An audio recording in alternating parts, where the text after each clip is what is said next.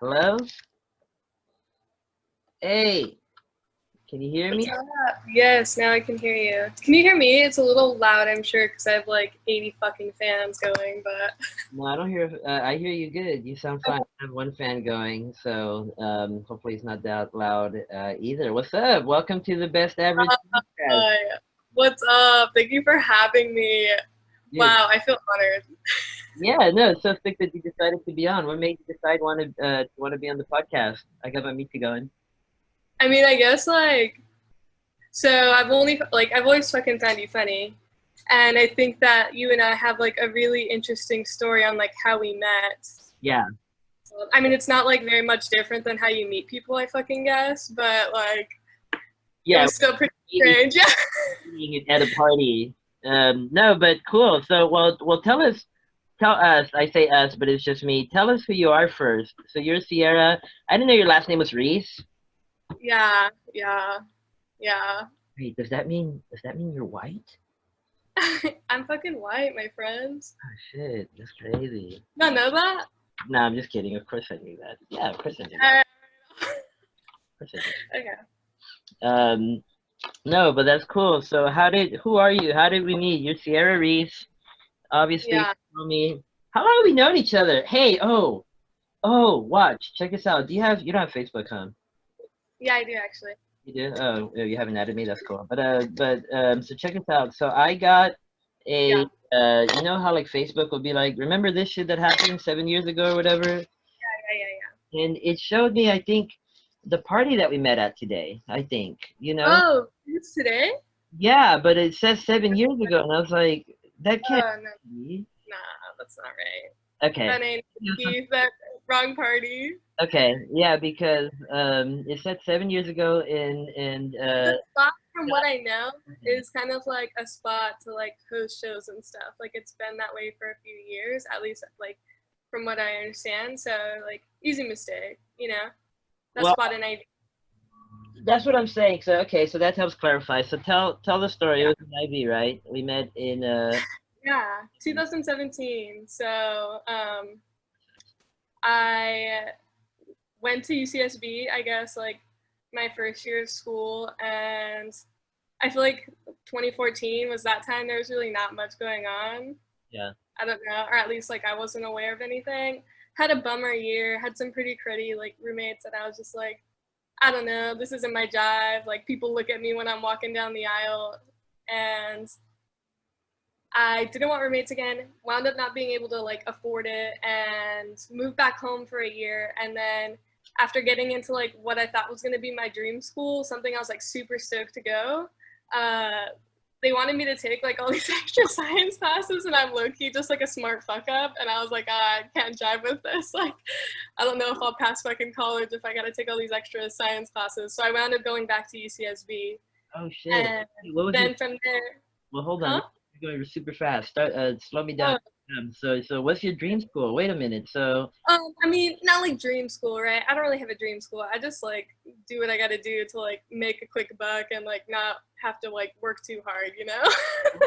wait, but you got it. You're going hella quick for me. I'm stupid. So hold on a second. Okay. Wait a minute. So 2014. What happened? You were at UCSB. Your first. Yeah, the It, school was black. Like I just was like, it was like hella white people who just like other white people who are like rich and do cocaine. so what? I was just like, fuck, I come from the high desert. I like to smoke a little weed, and like my roommates are calling me ghetto and shit. Wait a minute. So people look at you funny walking down the aisle? Yeah, low How do key, people a look little at bit. you funny? There's like, oh, because you're like white. It's just They're white too. yeah, but like also like I wasn't just like that. Like, you know, people there were wearing like I don't fucking know, like Abercrombie and Fitch and like shit like that. And I was wearing like some stuff from my local thrift store, and that wasn't really a thing at that point yet. You What? know, Wait a like it minute. was just like a weird space. At like UCSB is like still very much a very fratty, not even musically like fizzling yet. You know, there's a few cool things. I saw Mac DeMarco that year, and he fucking got arrested for like climbing the ceiling. Yeah, I But remember. like other than that, like it still was kind of like a weird, I don't know, thing. And it doesn't help that I'm a hermit crab. So Wait, are you serious? Because nothing real. Yeah. I thought 2014 IV was like all fucking Indian shit, and like, I'm not saying that you're I in. think, like, I mean, like maybe it was different indie than like what I was kind of experiencing at that time. Like I feel like my indie at that time was still very much so like unknown mortal orchestras and shit Yeah, like that's that. what I'm talking about, though. That's what I'm saying. Like, that's I did not get that vibe from being there all the time. what. That's It like, might have been like an outsider looking in, like, oh, cool, you got the, Pueblo hut type, like, buildings. But I didn't feel like Santa Barbara was like that. that's weird. But But again, like, I was a hermit crab, so, like, who yeah, the fuck knows? you're not around the right people, homie. Because like, Exactly. yeah, because like, Yeah. like, I just kind of rolled the dice. I don't know. I was originally supposed to go to fucking UC Santa Cruz, fun fact. I went there, I bought a sweater there, and I was like, yeah, fuck yeah, this is my school. But I was kind of like living out of my car a little bit. So when I found out I couldn't take my car up there, it basically killed it. And last minute, I decided to go to UCSB. word. Then you gotta rewind back in time to even get to how we met. Then hold on a second. So wait a minute. Yeah, I know. But that was like what was going on in my life before I met you, kind of. That Yeah, was like hold the like dive. on. So wait a minute. That So, sets the so tone. That sets the tone. so wait a minute. We gotta like take steps back because you and I don't actually even talk very often, right? Like we're friends and Oh, stuff. yeah, that's what I'm saying. Like maybe like a cool creative idea every once in a while, or like some fucking funny shit that we're both talking shit to each other about. But Yeah. it's like, how's it going with that, man? And thank you for the compliment, by the way, earlier. That's sick. Of course, yeah. But yeah, no, but I actually like wanna like learn about who the fuck you are because we met at a party and like I send you shit and like but I don't even know who the fuck you are really. So you gotta like start from the top, I think. Like What's um the top, man? My life is wild. Just like, I know, like as soon as you're even telling me like how we met, you're like, well, first I have to go to 2014, and what happened was like basically I went to UCSB, and I was like, it was in my dream school, but I just kind of ended up there, and the reason I ended up there was like I was gonna go to UC Santa Cruz first, but like read me some more, bitch. Read me some more. All right. Okay. What do you want to know? Like, let's take a photo. what I want Cheers. to know, I think you just need to keep going backwards. I got this by the way. I got my Miche. Not So a fan. I can't do those. I'm too white. I'm too white. uh, damn man, I know. I know. it's all good. So you wanted to go to UC Santa Cruz, and you Yeah. couldn't. And what? And you couldn't. You decided you couldn't because of your car. Yeah. So, okay. Like, if we want to back up, we got to back up. We got to back up. That's what I'm saying. Yeah. So I guess like kind of like more so going into what made me me.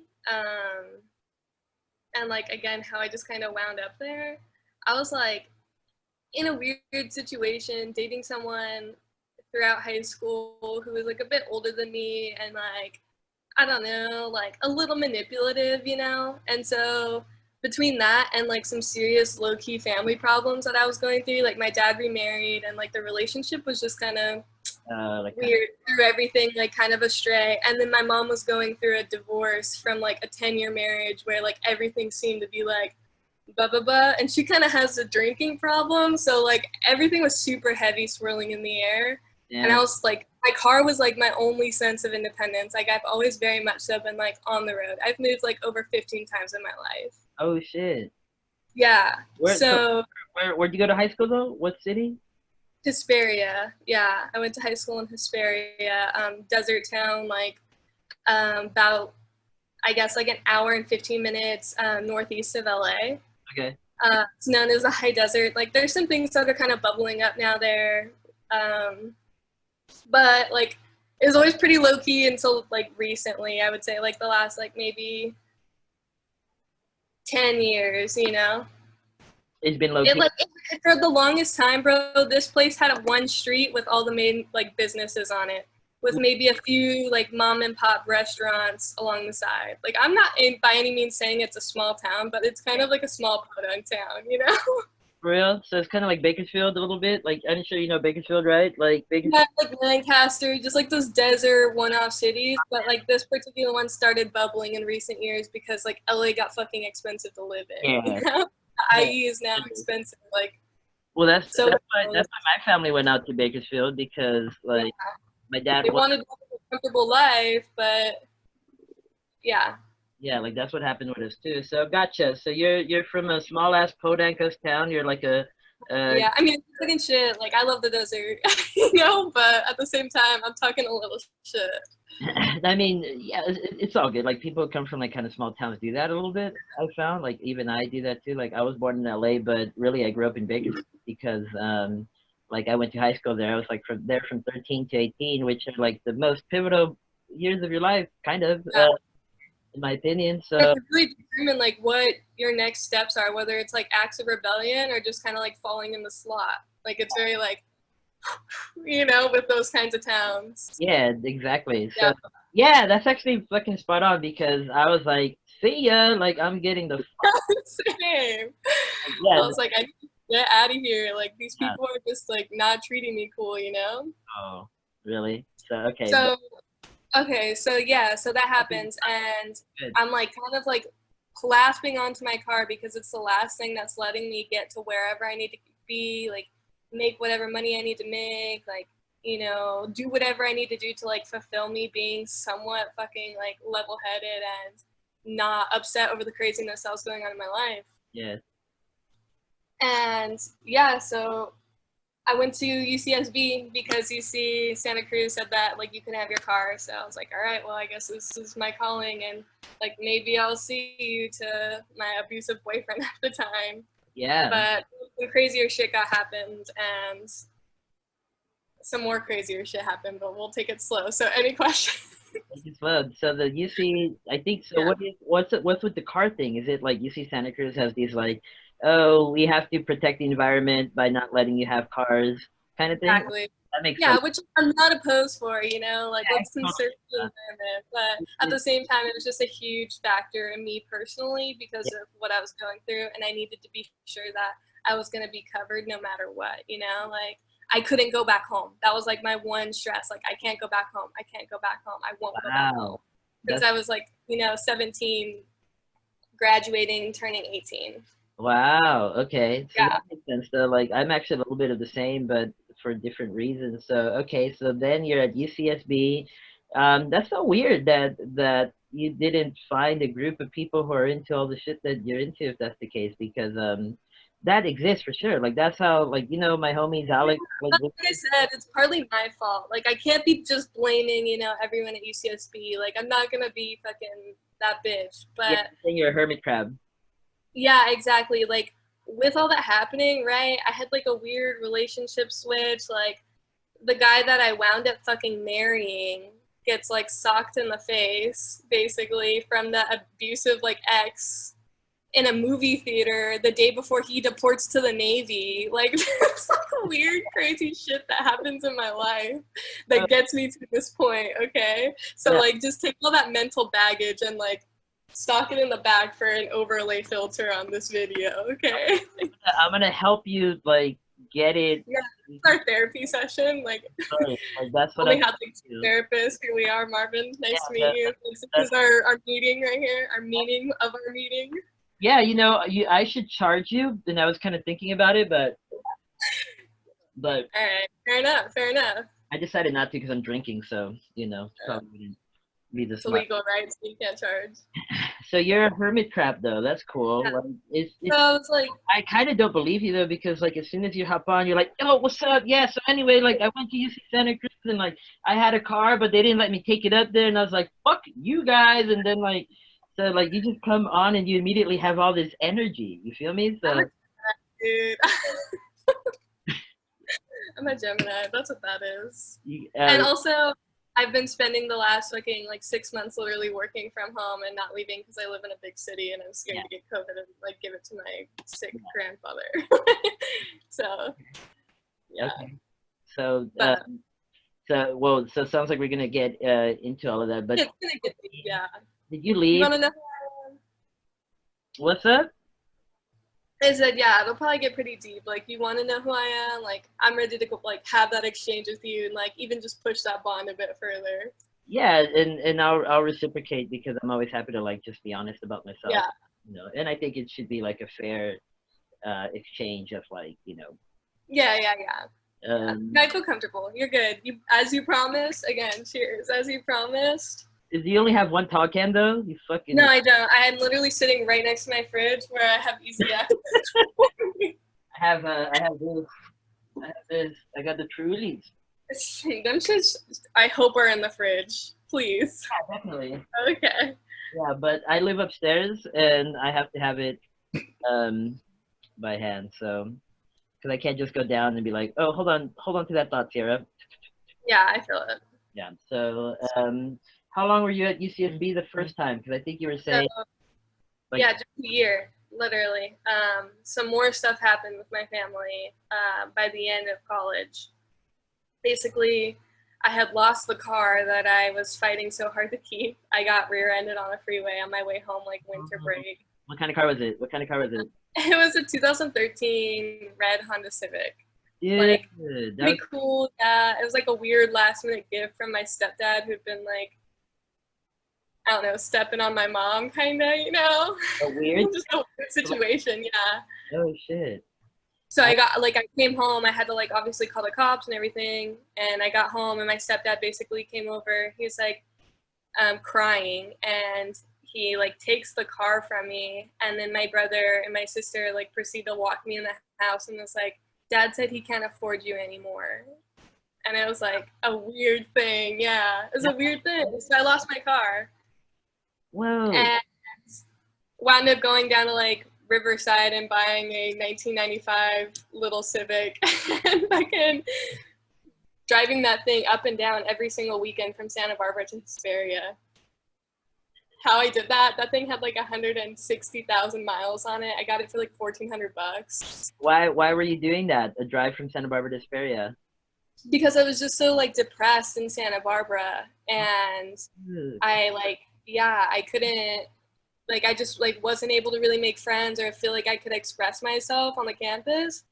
And so I just wound up like coming home all the time and hanging out with my grandparents. But you chalk that up to yourself a little bit, though. You're saying so. It's like, Yeah, exactly. That's what I'm saying. So like I probably could have met more people, but like with my introverted nature and then just like how fucked up my head was with the huge transition I had just made, like those two things played that I didn't open myself up to like really meeting more people. I tried literally maybe twice, yeah, and both times I just felt like they didn't work out and it was my fault and I didn't really want to try again. I was kind of like a like wounded puppy who had just left home but was all like brave, like going into the scene, you know? you're like, okay, well, that was a fucking mistake. So, Exactly. what Like, good job, dumbass. are you an introvert it. or an extrovert? Do you still think you're an introvert or an extrovert? I think I'm like an introvert now. I actually do think I went from like introvert to extrovert over time. I still panic every single time I have to talk to someone, so probably an introvert Oh, really? still. Yeah. Oh, shit. Yeah. Yeah. Like if I see someone walking up to me, like eye contact, my heart is like pounding in my chest. And Yeah. I'm like rehearsing in my head, third person, 50 times over at every angle, what it would look like for whatever I plan to say to that person. Oh, that's so tough because when you Yeah, try to get it down weird. so perfectly, like you can't get it down at all because I like know.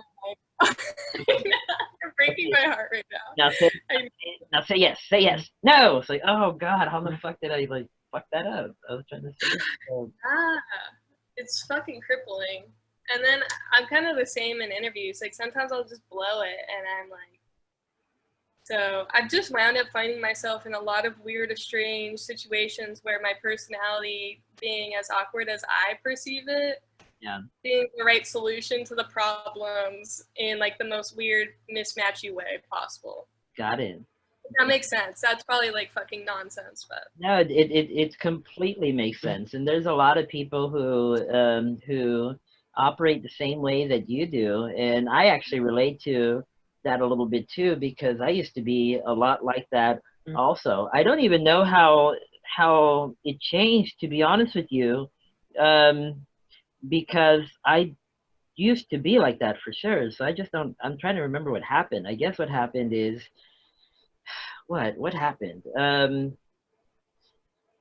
gonna have to think about that. like just like maturing, because sometimes I find myself getting way more comfortable with myself that like I panic like maybe not as much as I would have 3 years ago, but the adrenaline rush that comes with it every time is always there, even if I'm not like necessarily reciting what I'm going to say over in my head, you know? And I don't want to say that's making me more extroverted, but it's just making me a little bit more like smooth. Uh, Like that I could just be in well, my head and time blowing definitely it.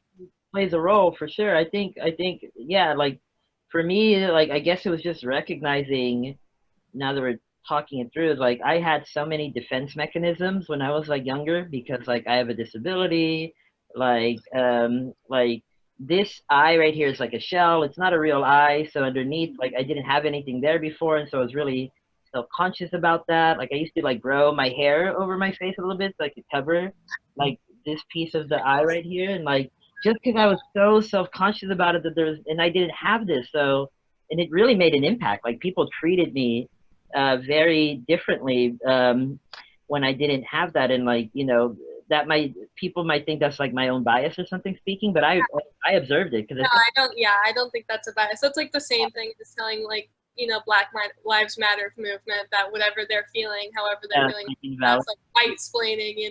Like I totally get that. Like I don't know why we like as people just evolve those weird feelings when like I don't know. Like why are people so just emboldened to want to treat a person differently for XYZ or I don't know if they always have a choice it's though. like better or worse. It's still just sometimes it's like, can you just like fucking talk to me?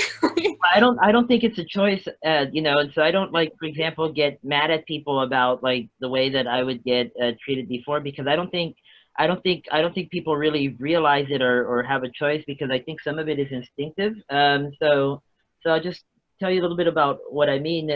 Is like before I had this, like I noticed people would treat me different, but not like in a malicious sense, just like in a natural sense, if that it makes sense. Like I'll give you a little bit of a story. Like this one time when I went to visit my parents in Bakersfield, like we went to McDonald's and we walked up to the cashier and I didn't have this at the time, so you can see my eye and the cashier asked my mom, "What does your son want?" Like she didn't ask me like, "What would you like?" Because maybe I'll show you because I think without it, I probably look like I have a mental illness or something. so so anyway, like I just noticed things like that, and then after obviously I got this like the difference in how people would treat me was like almost night and day, I'll say. So I think that experience like started to get me being able to like um be bolder, I guess, be more confident, like not be planning things out so much. And so Huh. at the end of it, that was like Okay, wait, explain that little piece a little bit more. yeah, I think it's a little too broad because there could be like a more mental, I guess, aspect of it and a more like right, physical aspect, like right. were you actually feeling some type of way or were you just like perceiving the situation, a certain way, which like gave you insight to tomorrow that made you think alternatively, what was it that like made that switch? Oh no, it's both. Sorry. No, that's a great question, and thank you. And like, Okay. ask me whatever you want because to your point, it's like not that simple. Like it Yeah, takes a lot exactly. of I'm curious. active efforts, and like I mentioned, I had all of these like defense mechanisms that I would just have. Like for example. When I was a lot younger, part of like you think I'm funny, and thank you. When I was younger, I was as funny, but I was also like mean with it, like to people. You know what I mean? Like I would like, I uh, think do that though. Side note, like what's I that? feel like I feel like kid humor is just like generally aggressive humor overall. Sure, You know? true. When Yeah.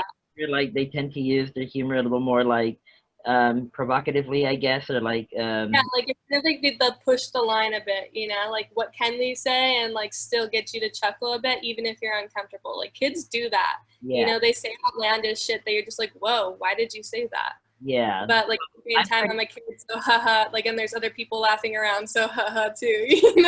Like I'm 32 though, so when I say like younger, I mean like 18. Like oh, yeah, okay, like I get.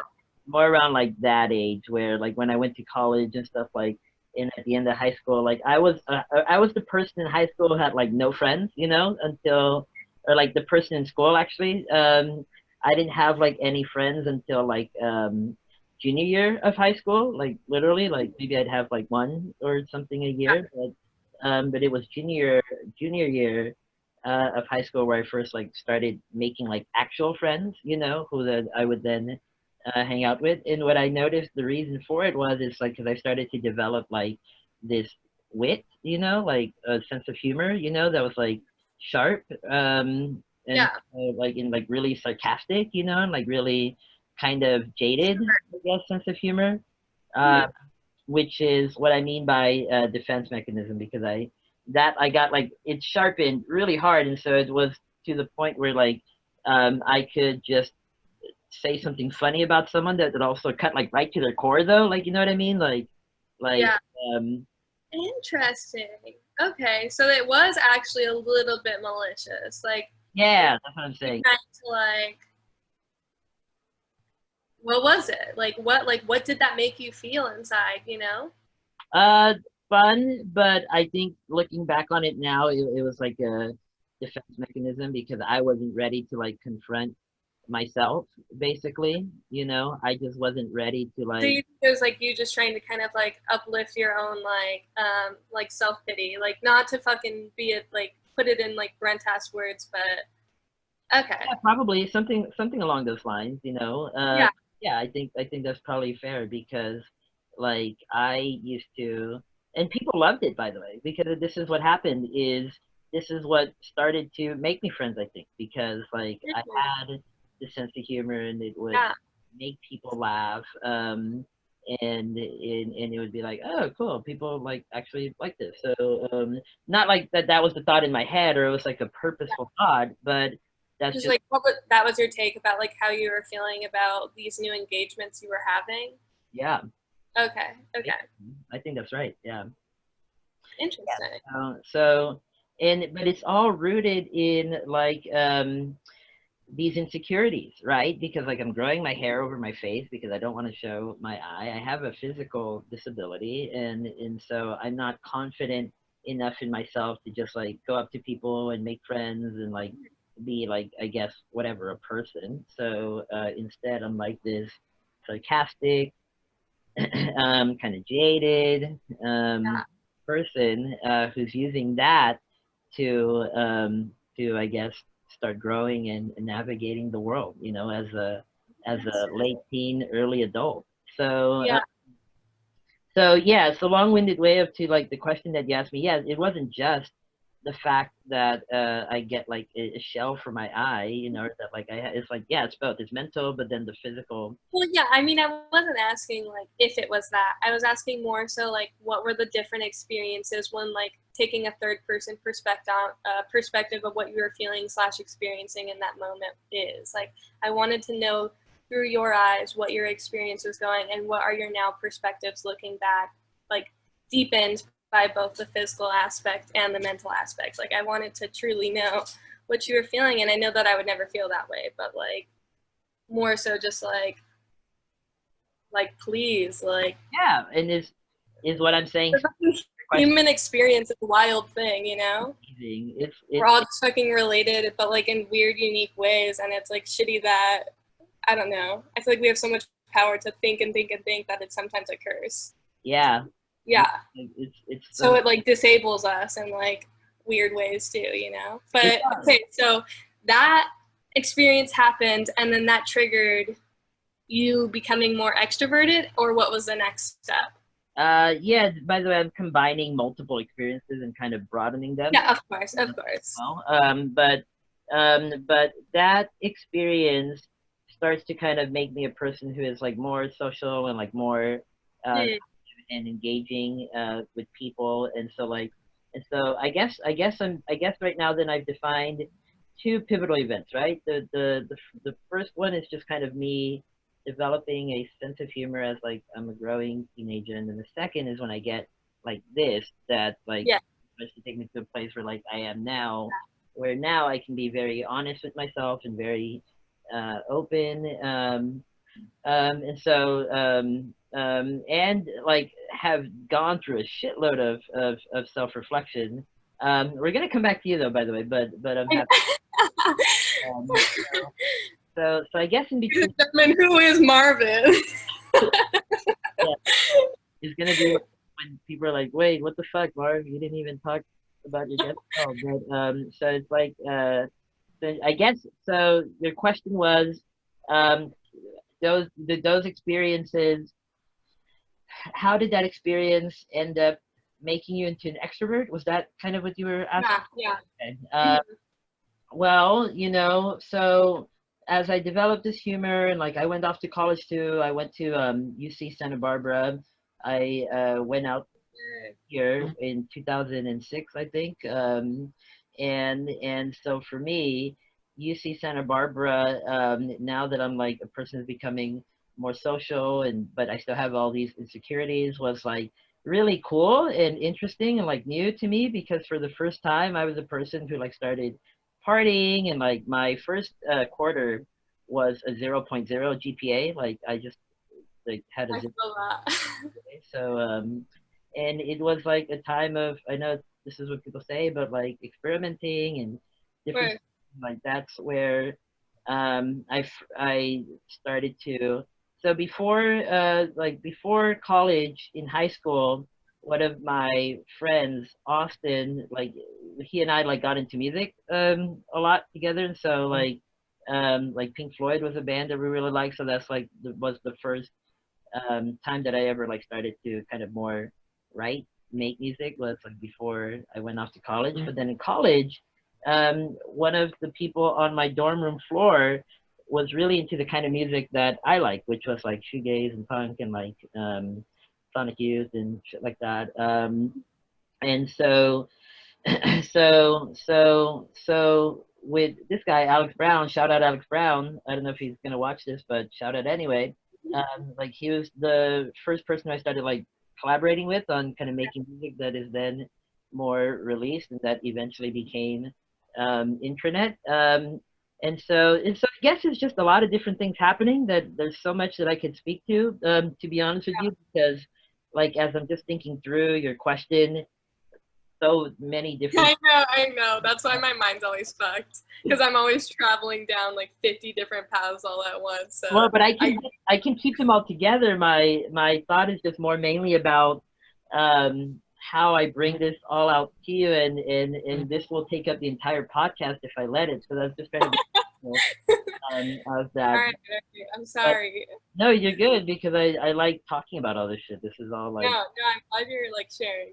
it's So for me. So anyway, I guess I'm trying to bridge the gap between this like myself that I start developing, like that starts with a humor and defense mechanisms and insecurities, to the moment where I like it's almost like the singularity happens and I become who I am now. But again, it's just different things. I dropped out of UCSB the second year to go back home to Bakersfield because I started to want to do a band.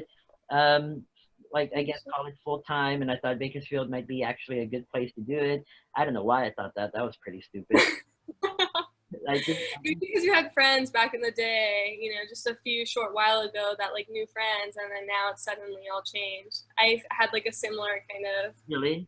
I don't know, yeah, surreal like in my face when I went back home and think like I was thinking everything was gonna be better, but it just wound up being kind of like, okay, what's next? Yeah, Like right. what's the next step? Yeah, Yeah, yeah. because it was almost So like interesting. more at the end of it. Yeah. So let me tell you the punchline here because I wanted to hear because you were in the same. Well, actually, let's take a detour here. So because you did something similar, like we'll do it a back and forth, right? So 2014, after a year, you also leave UCSB, um, Yeah. and it was for family shit. But even before you left UCSB, you were going from UCSB to Hesperia every weekend because Yeah. you Just about every weekend. Yeah. um, So the guy that I was with at the time, um, he was not yet, like, he had just gotten back from the Navy and he was stationed in San Diego. So basically, every weekend we would meet up, like, in the middle. So, middle for us was Hesperia because San Diego's so Cal and I'm more like Central Cal, yeah. lower end. We both basically drive 3.5 hours ish Okay. and we see each other. Yep. Doing that, he winds up going to Japan, and then like there's just a bunch of insecurities from coming out of like a really shitty relationship and also being there alone. And I don't know, just a ton of stuff happens. I go back home, and when I get home the second year, like a lot of it was because I couldn't afford school anymore. Basically, both my parents were like, well, I'm not putting my financial information on there. Well, I'm not putting my financial Wow. information on Good. there. And I'm like, how am I going to get through school? How, like, literally in education is the only thing that's going to get me a job that I know that I'll be somewhat fucking okay with and out of the desert forever. And that sounds so rash, but like, I think there's so much trauma pent up in that place that I kind of just had to like separate myself so far, you know? And so like after that happened, excuse me, sorry.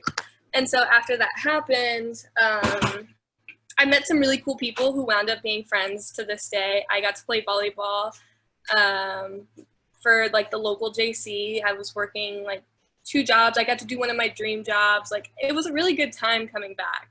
It was. And it was like, yeah, it was. It was like kind of nostalgic. I was like finally able to live with my grandparents. I was kind of squashing some of my family beef, but it still was just like, I don't want to be here, you know? Like I just don't want to wind up. What was it about it? Like the small town feeling? I think you're about to say it, like feeling like stuck there, kind of thing. Yeah, like I didn't want to be the one who freaking was married with 2 kids living in the high desert and becoming a nurse. And like that sounds really cruddy, but I think about things, and not to say that those types of people don't, because they're really brilliant, intelligent people and do, you know, chemistry stuff that I could never. Yeah. But for me, I just kind of want to like sometimes kick back, like sip on a beer, smoke a J, and like not worry about a single thing and click some stuff into a computer, you know, do some like mathematician stuff and think about how to explain it, I guess, like something a little bit more creative, which is weird because Studying then? What were you studying? Like, what did you want? psychology. Psychology. Okay, me too. Yeah. So you like psychology? Yeah, I freaking love it. Like in a dream world, I guess now I'd probably be doing research on stuff that I think about. So like you're into like behavior, people's behavior, or are you into more? All kinds of stuff, like behavior, yeah, but I'm more so interested in like the concepts of dualism and the consciousness and supernatural psychology, which is unfortunate because there's no money for it, you know, like Start a hotline. everyone believe that it's all chemical shit, and maybe it is, like again, maybe it is, because I consider myself like a skeptic about everything, but I don't know. I like to ponder it and study it if I can. Like I Yeah. want to know the answer to every question I have. And if that's your main interest, then for sure, like being in a small city and like having kids and like You're set for you, you you have know? well, but you could have kids and do not the nurse, but how do you get into that in a way that that allows you to like support a family and all like that different stuff also becomes Yeah, um, exactly. Like it's, you're just kind of, it's like, how are you going to pay for this? Like either you have a husband who's doing some crazy dangerous job and making 200K, or you're both like so tired and just trying to live out your own sports dreams through their like little lives, you know? And again, that's super rash and harsh. you're pushing them to But maybe limits of their abilities. yeah, it's just like I want to have a conversation about not just today, but the future's future, you know? Yeah. So then, Yeah. you're there and you decide to come back to East Sydney. Is that what happened? Yeah, so okay, 2016, have a really good year, get really great grades, and I wound up getting into UC San Diego, which is like where I was set on going. Okay. I applied to UC San Diego, UC Riverside, and like one other place, and was like stoked. UCSD, I applied when I first tried to go to college and I couldn't get in. They had a freaking like record shop on campus. I had friends in San Diego. I was like, this is gonna be good, you know? And I got into like this stupid program called like the Renaissance Student or something, and they wanted you to take like 3 extra science classes and 2 extra math classes, and I hadn't done math in like 3 years, let alone chemistry. Oh shit. I would like basically ditch my first period of class in high school all the time, and that was calculus. So you went to UCSB, not UCSB, after Hesperia. So UC Santa Uh, Barbara. so I went back to UC Santa Barbara. Oh, okay. I thought you were saying San I Diego. didn't want to take those classes. My dream school was UC San Diego. Yeah. Okay. Yeah, Okay. I go back there. Get this. Remember, I can't afford school, Yeah. right? So what do I fucking do? Well, I can't emancipate myself from my parents, and I didn't make enough money to consider like me supporting myself. So I got married. Oh, okay. You mentioned that Uh, earlier. I wanted, and I was like, wait, Sierra's married, and I didn't get to come back to that. So are you yeah. married? No. Okay. Yeah. Damn, there's a lot. There's gonna be a lot of like. I'm already sweating. Is it hot? How hot is it where you're at? Where are you in San Francisco? Um, I'm basically like the most northwest point of San Francisco. I'm maybe like 10-minute walk from Golden Gate Bridge. Okay. Okay. Yeah. But it's in the 80s, it's just really humid. And as I mentioned, there's no AC anywhere in San Francisco. So it's kind of like you try and go post up in your car for maybe 5 minutes to get like a little bit of the sweat wafted off your neck. Hot. And It's 90 here in Santa Barbara. Is it? oh no, I feel that. I remember those like sweaty, back stuck to the bed days in Santa Barbara too. It's not too bad though, actually, because we have a wind out You here. guys have a breeze, yeah. We have. There's not much breeze here. Oh, really? Then that's Yeah, whack. yeah, yeah. There's definitely like I have the fan, you know, that like wafts the air out of the kitchen if it gets too smoky. I have that on to try and convince a breeze to come through. Yeah, no, for sure. Well, Okay, I where know, we were then. yeah, Sorry. if you have the PBRs, then go ahead and keep sloshing them. But you were telling me then Yeah. that yeah, you can't emancipate your parents. Um, you don't make enough money to just kind of go back to school, right? So I got married and it was cool. Had my like best friend at the time. It was courthouse. Like it was like not really anything big. Literally no one knows about it. A few of my closest friends know, and now And anyone now who by watches this hundreds of video, thousands of followers. Like, oh, it's embarrassing, but it's not because like I just fucking did what I had to do to like get here, and I value like all the lessons learned. You know, like we were both young and we supported each other through fucking everything. So so it's like a weird thing. it wasn't like a romantic marriage. It was like purely No, a. it was. It was. Remember, I was driving every weekend to go see this food. Like I flew to Japan maybe 4 or 5 times. I stayed about probably collectively maybe 2 months, a little over 2 months in Japan. Yeah. So like there was a ton of love there. There was just a ton of mistrust and like on both ends. Okay, got it. Yeah. For sure. So that happened. 2016 is now the year. Okay.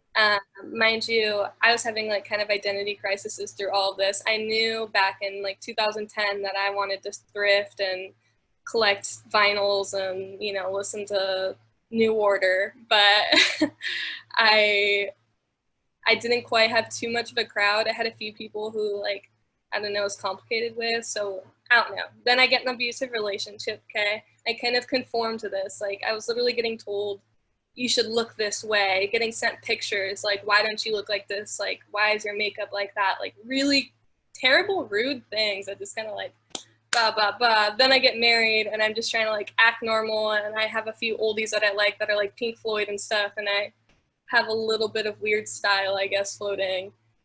Come 2016, I'm finally back in school. I don't have to answer to my parents at all, period, because now I have like a money flow coming through and like I'm kind of like fully free. Are you still married? Yes. Okay. Okay. Yes. But he has cheating problems, Okay. to say the least. I wind up going to like some of my first concerts at this time, and happened to go to like 2016 Beach Goth. Oh, cool. And I'm just like having a blast. I go by myself because I have no friends. And through mutual friends of high school, like I meet another group of people, and that winds up being my life for the next like 2 years. So, That's cool. huh? What Yeah. winds up being your life for the next?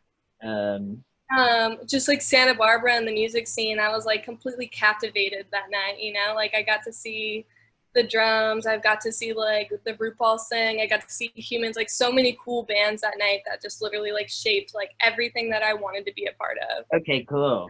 Yeah, I had like never dyed my hair, never really cut it, like, you know, like just kind of like cookie cutter trying to be a good person and go to school and like maybe like smoke a J every now and then and skip class like for like laughs. But I wasn't like wild. Yeah. No, for Yeah. okay. So this was 2016. You're back in Santa Yeah. Barbara. You got to go see what was that festival called? Beach Golf, right? You said Beach Bum. Yeah. that wasn't in Santa Barbara, though. That was like in LA, wasn't it? It's in Santa Ana at the observatory and it happened like year round. It was the Growlers hosted festival. Yeah, yeah, Yeah. that's right. Yeah. Okay, and then so were you having a better time at that point? Sounds like you were. Sounds like you started to. Yeah, because I kind of like had more means, right? Like I had a bit of financial means. I was starting to choose what I wanted to do. It's like my first time being like single and also not controlled by parents, I guess, you Yeah. know? Wait, but I thought you And were married at that point.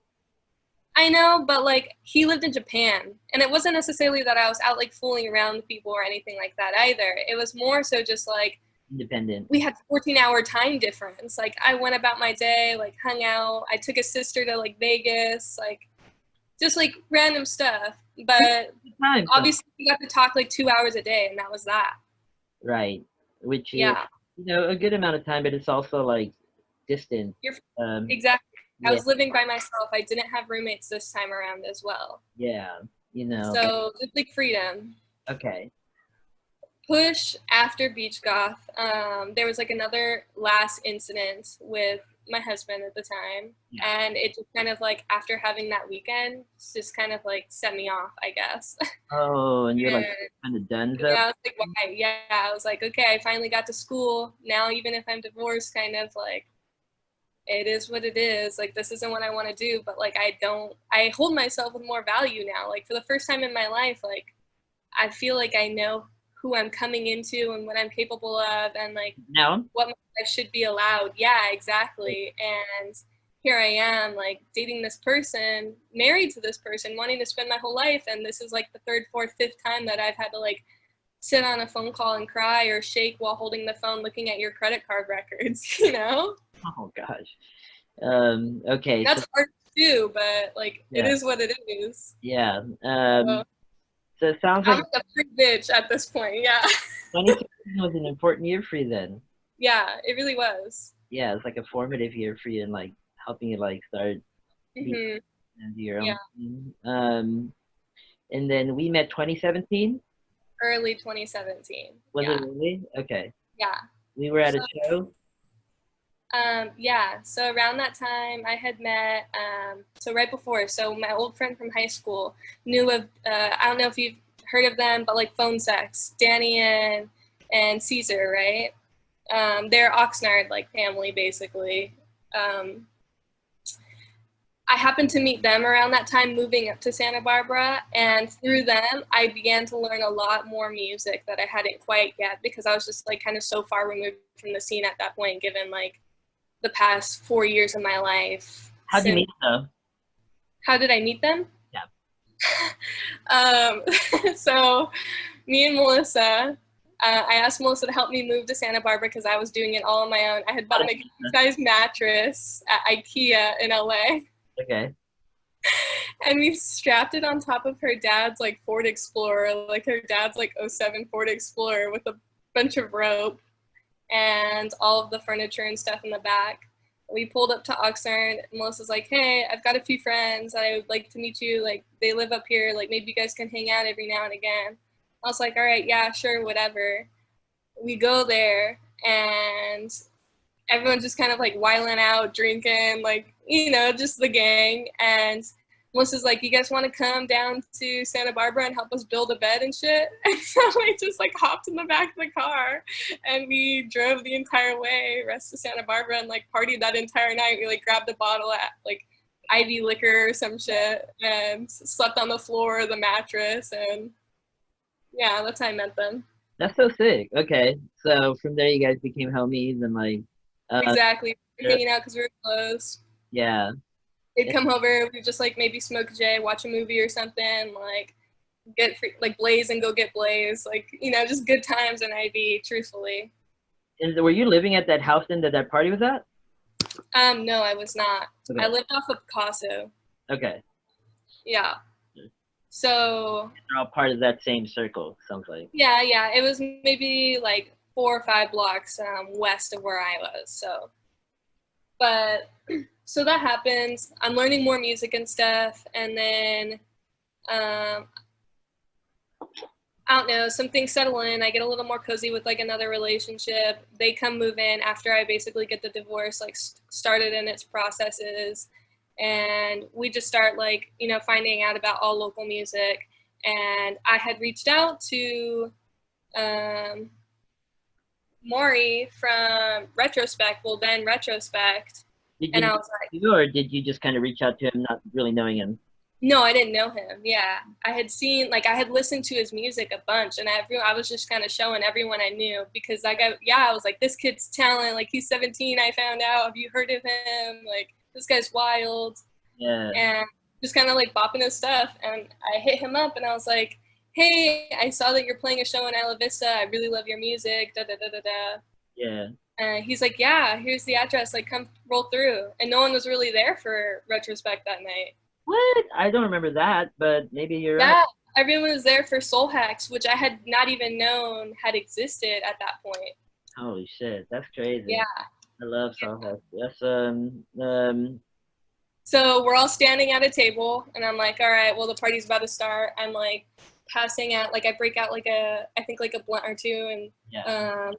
yeah, Maury and Tristan walk up and they're like hanging out, like shooting shit, and we're all passing the blunt, getting like super boofed. And then suddenly this fucking guy walks up. Fucking Mr. fucking Marvin over here like walks up and he just starts shooting shit and nobody knows who the fuck this fool is. And like we're all like super stoned, not sure if like what the fuck's happening is happening, but we're like looking at each other like, and you're just rolling with the conversation. You kind of take over the conversation, and I was like, oh shit, like Yeah. who is this? He knows who the fuck this guy is. Yeah. Well, you know what it was is because I didn't even know like Maury was the retrospect guy.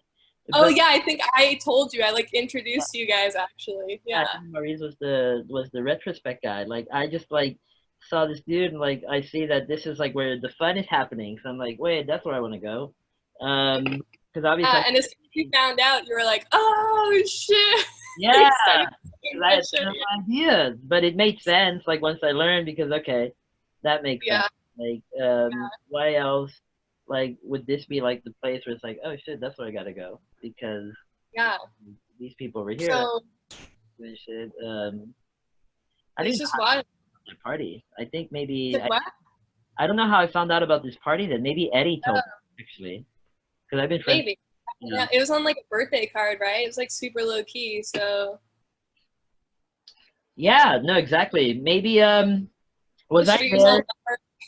Well, who was I there with? Was I there with my guitarist Stevo? Do you know Stevo? no, I don't remember at all. Yeah, I don't either. I think I was there with Stevo. Honestly. I mean, it was a while back. But yeah, for sure. So that's cool then. You think everybody was like, "Who the fuck is this?" Yeah, it was ridiculous. I'll remember that night for the rest of my life. That was like the moment I knew. I left that party like being like, damn, that was tight, but also like, who the fuck is Marvin? Like, Really? yeah, I remember being like, damn, who was that guy? Like, I think one day you found me on social media after that too, because I don't even think we followed each other then. No, we didn't. Yeah, We would have met. I think it was like through mutual music or something that we followed. That maybe we found each other on IG. It was either that, or, I mean, or the algorithm, or when I was added you there at the party. I don't remember that. I remember us like getting in contact after that. Yeah, Yeah. So for sure, um, I remember that show was actually really cool too, and I wanted to play it because there was a lot of people who were there. and it looks super sick. Like, and I barely found out about Retrospect. I think actually. Yeah, they were still really, really new on the market. Like they had like, I mean, I think it was maybe 3 songs on SoundCloud or something like that, and then Danny or Caesar, whoever happened to be running the channel that day, put them on YouTube, Yeah. and that was kind of like the next steps because that channel was starting to grow at that point as well. Oh, what's the name of that channel? I forgot. Phone sex. What is it?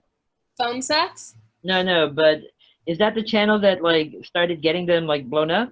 Yeah, with all the music that they would post. In Oxnard and stuff? Oh, okay. I thought Phone Sex was a band, but Phone Sex, Well, okay. they were a band originally. Okay. Yeah, and there's, I mean, from what I understand, I don't know if it's still a thing, but like, there's some music recorded and just not really released. Okay, got it. Yeah, but I'm pretty sure they played a show with like Soul Hex and like Buttertones or some shit, like Dante Elefante, like forever ago. I don't fucking remember. Okay. Yeah, I don't know. That thing didn't last. Yeah, no, for sure. Uh, Yeah, Damn, I can't believe that was barely than like 2 years ago that I would know. was happening. 2 to 3 years ago. It's really different now. Like even before COVID, like Santa Barbara, I don't think really has like a scene. Like but out in Oxnard and Ventura, there seems like to be a lot of good ass shit happening. So um, bummer that that's Yeah, not here. yeah. I mean, even just for the small bands that they are and like still like I would say majorly kind of unpopular, a lot of the stuff that I hear out of Oxnard is like saved to my SoundCloud and on rotation probably weekly. Like that's how like solid it is, you know? Like there is serious talent out there and it's just a shame. But at the same time I'm glad it's not like washed up, you know? It's just a weird hate love with small How do small you, bands. what do you define as washed up? Like what is washed up to you? When is something washed up? I'm just kind of a music snob. Like I feel Are you? like Mac obviously a little bit. I feel like Mac is like kind of washed up. I feel like Oh, definitely. huh? Mac DeMarco? Yeah. Yeah. Okay, let's see. Like honestly, no hate because I love them, but I don't necessarily love like some of the releases of Los Retros lately, like with like the like hip hop collabs. Like it's not necessarily that I'm saying that it's like garbage because I don't think that at all. But like I want to feel the soul that I know that that kid can like fucking emit. You know, like I want to be listening to that song like jamming my foot into the floor and like swaying my head and Did he sometimes that's missing and it's not to say that you're washed up, it's just like I'm waiting on some material that's gonna like make my ear perk, you know? like he Just kind of definitely like it's stuff you hear more now, like people play the same song over and over and it's like okay enough, like I want to see the talent that I know that so many of these bands have. yeah. Like the early retrospect stuff was definitely a lot different than the shit that has been coming out after he like got signed and all of that stuff. Yeah, And you know, I've actually have thought the same thing, not like in a negative way, just like the reality of it is that like his really early stuff was super raw. delicate. You know, Yeah, remember he was telling us how he mixed his shit. What was that platform he used? Do you remember that night? I mean, I don't remember any specific. I'll have to find out, but like What stood out from it? Like, what stood out? I just like oh, what like what about song what he was stood out? Oh man, what do you mean? Like in about. terms of lately, or like back then, dude? All of the stuff. Like as soon as it released, like 2016, that was like new to the scene, in my opinion. You know, like that that freaking like I'm like you Yeah. know like Moonlight. I know he hates to play that song, but that song when that shit first hit, like that shit, you like snapped your neck. Like what is that? You know? Okay. Shit. Let me see. Um, well, you know what happens is like you're You also can't find old stuff low key because it's not on the new record, right? Yeah. Like you have to try and find it on YouTube if you want to hear like the old stuff, which is a bummer. Like, but Not record labels. SoundCloud and stuff either, or like on Spotify. No, not. There's definitely songs on there missing. Oh, interesting. Have you Yeah. thought about that? Have I reached out about it? Yeah. No, unfortunately, he just got a little busy, you know? So, like, and from what I understand, like, a relationship that got pretty serious, so I just didn't want to, like, overstep boundaries, you know? Like, I try to respect, like, certain layers, and I feel like if I were a girlfriend of someone in a band who was kind of popular, if, like, chicks were messaging my guy, I could see feeling a little insecure in a young relationship, you Okay. know? That's for Because sure. he's young, you Yeah. know? I mean, you know, reaching out to just like be like, yo, I want to hear this song again, like as a fan, doesn't seem Yeah. like weird, but I I appreciate. think it was some weird thing with the label. Again, that's what I'm saying. Like, Yeah. because you know how they got signed by the label that Jerry Paper's on, right? What is it? Um, Stone's Throw. Yeah, yeah, that's a pretty solid label. That's So, a really good label to be like, on. I'm like, all right, I get the rules, I get the politics. Do what you got to do, the name change, everything, you know. Is that what that was about? Is that? I'm pretty sure. I remember briefly that was a conversation I think that him and I had. I could be fucking Oh, pulling strings, but I'm pretty sure. that's why Retrospect became Los Retros. That's Mhm. fucking. That's I so. think there's like a popular band in Japan or something named Retrospect. Oh, Yeah. yeah. Okay, that makes sense for sure. Yeah, Yeah. I always was thought about that, and I was like, why'd they change their name? That's a worst name. Not like Oh my. not like in a bad way, but just in like the that's what it is way. So, everyone, you're watching the Best Average podcast. We have Sierra Reece. Um, I just learned that that was her last name. I thought her last name was Volatile Gemini, but I was Oh, 100% wrong about that one. You're a Gemini. I am a Gemini. Yeah. Are you a The word. Gemini? Are you Gemini? I'm like as Gemini as it gets. Yeah. Honestly, yeah. I've got like Gemini Sun, Gemini Moon. I've got Sagittarius rising, and I've got a Gemini Mars, a Gemini Venus. The list goes on. Names? Talk them through it. Okay. For people who don't know any of that. No, honestly, Astro Twitter and like Astro YouTube, I don't want to get started and like misstep. I Oh, I actually can't. But I just like dabbling and listening, and to me, what I've taken from a lot of it is that everything is kind of at opposites, and I'm constantly in conflict with myself about everything yeah. and everything. And I think probably this podcast is making that very clear also. Well, but tell me about that because earlier you were talking about your interest in consciousness and you were talking about your interest in psychology, but more also like paranormal psychology.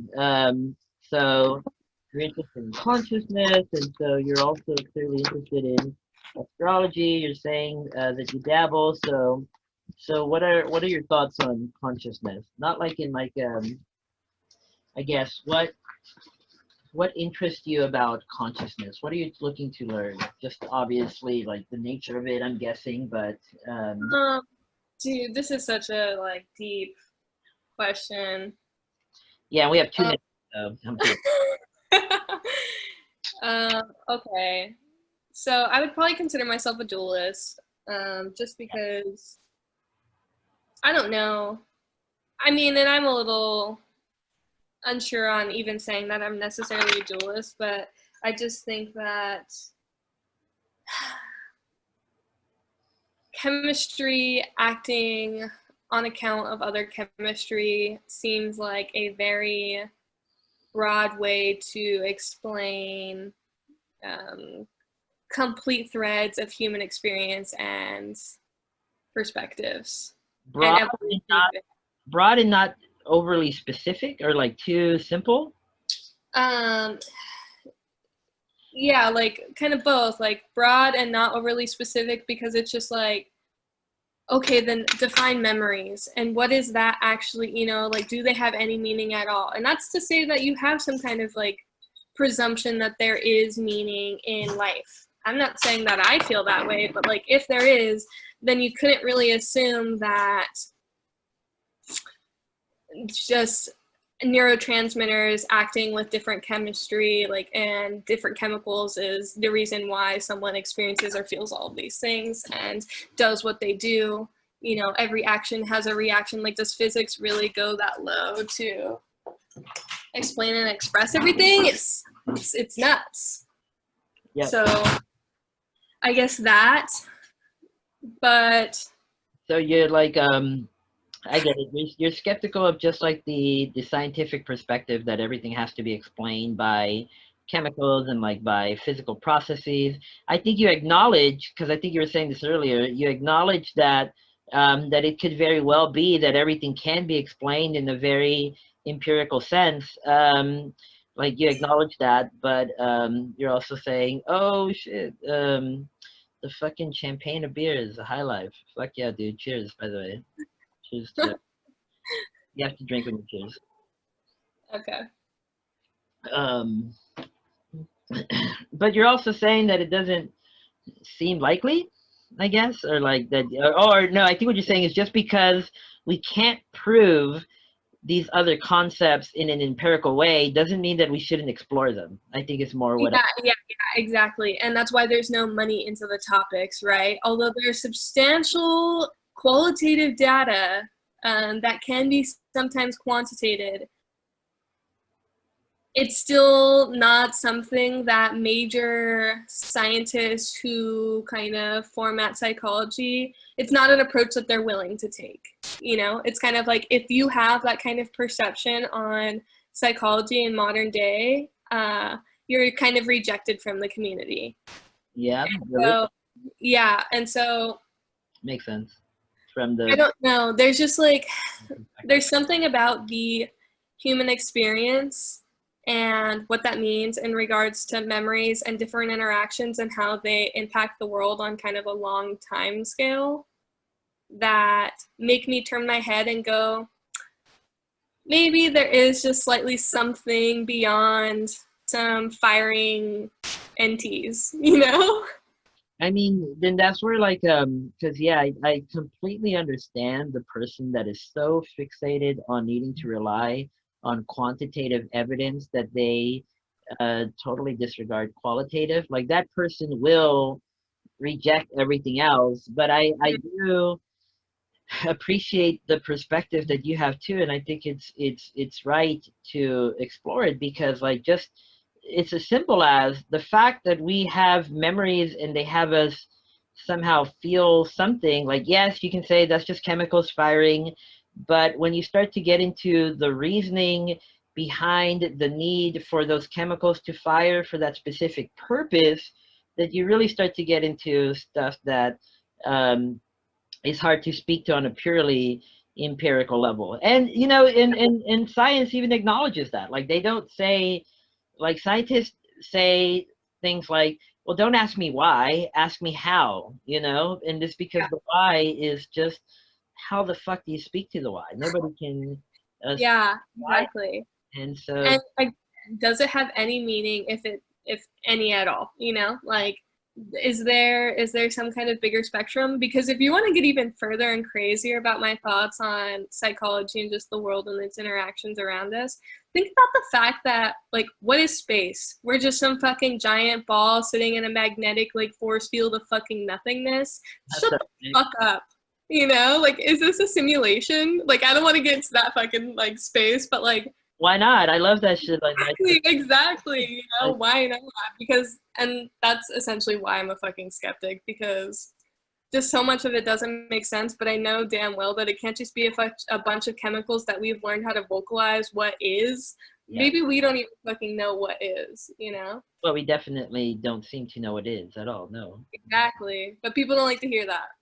So that's why I'm not a psychologist. I know, you know, that's cool though, because people don't like to hear that is pretty true. Like actually, because even though I want to tell you, like, no, they do, Sierra, they do, but at the same time, I kind of think you're right, because it's not like I'm at work or something like, hey, isn't it crazy that none of this is real? You know, like, and why are we doing this? Because, you know, we don't have to, and yet something keeps us doing it. So, and so I think it's like that seed of doubt that also exists within people too, because my friend Jay, who's the drummer in my band, told me this. Like, he told me that he was having like a similar discussion with Andrew Baker, one of my best homies. He was the second episode of the podcast.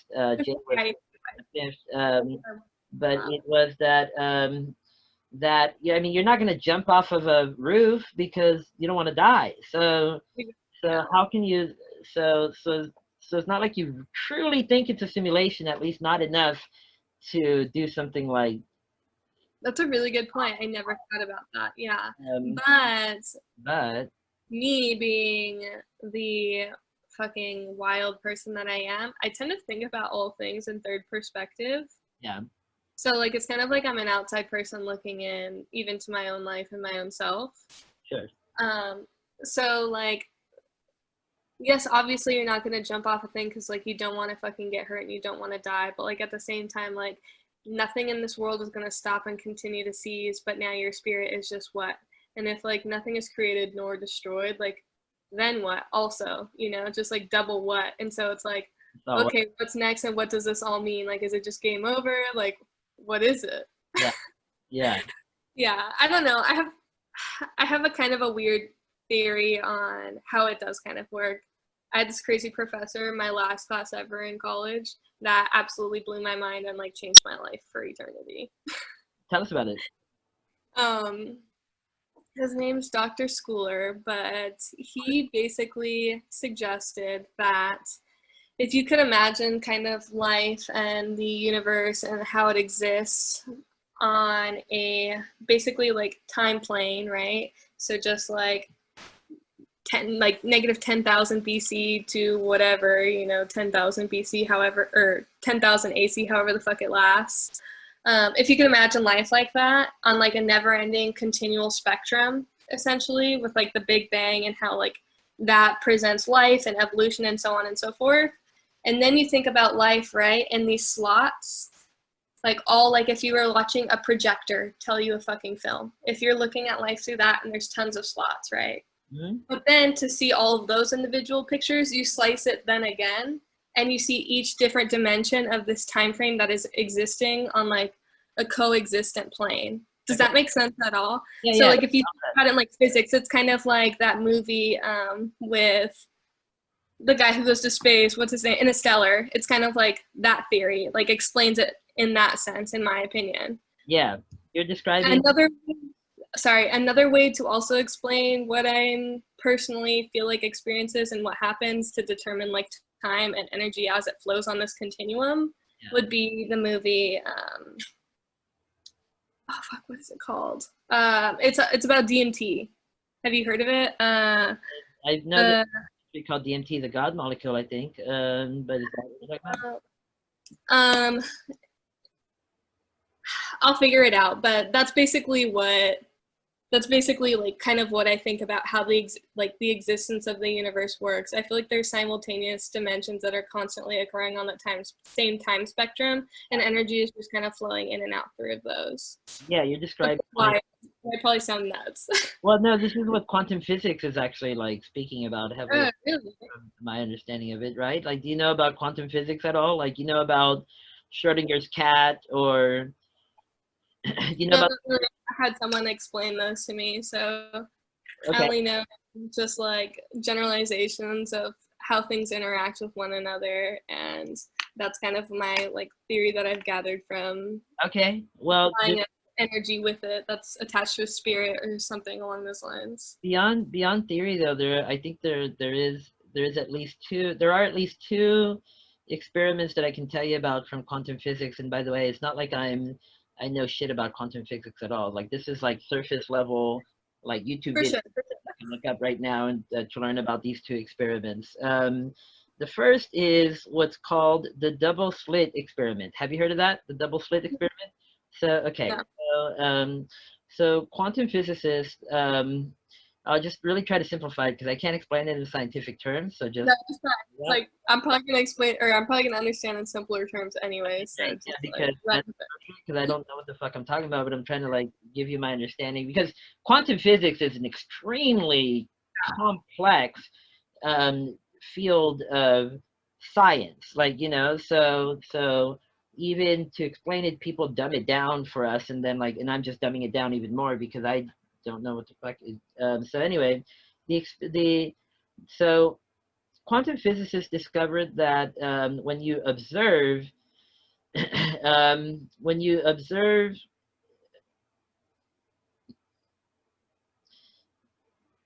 an event, the event can change. So in the way that they are able to prove that is so this double slit experiment is an experiment in which a scientist like just pretend like they're firing two electrons through two slits, like, right? So just pretend like through holes that they fired electrons against the background.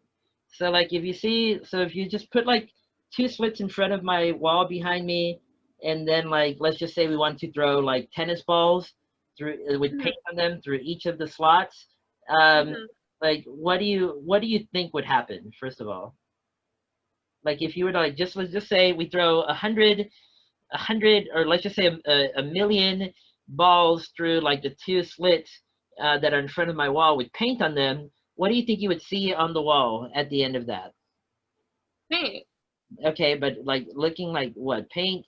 Like would there be a I mean, pattern? it's just erratic. Oh well, no, actually, yeah, there may be. Well, it just depends on how you're throwing them, but like it's gonna react on the basis of like where the force was and just kind of like on a mathematical repetition to some extent. Yeah, that's true. And you would at least expect it though. Let's just say that it's all kind of random.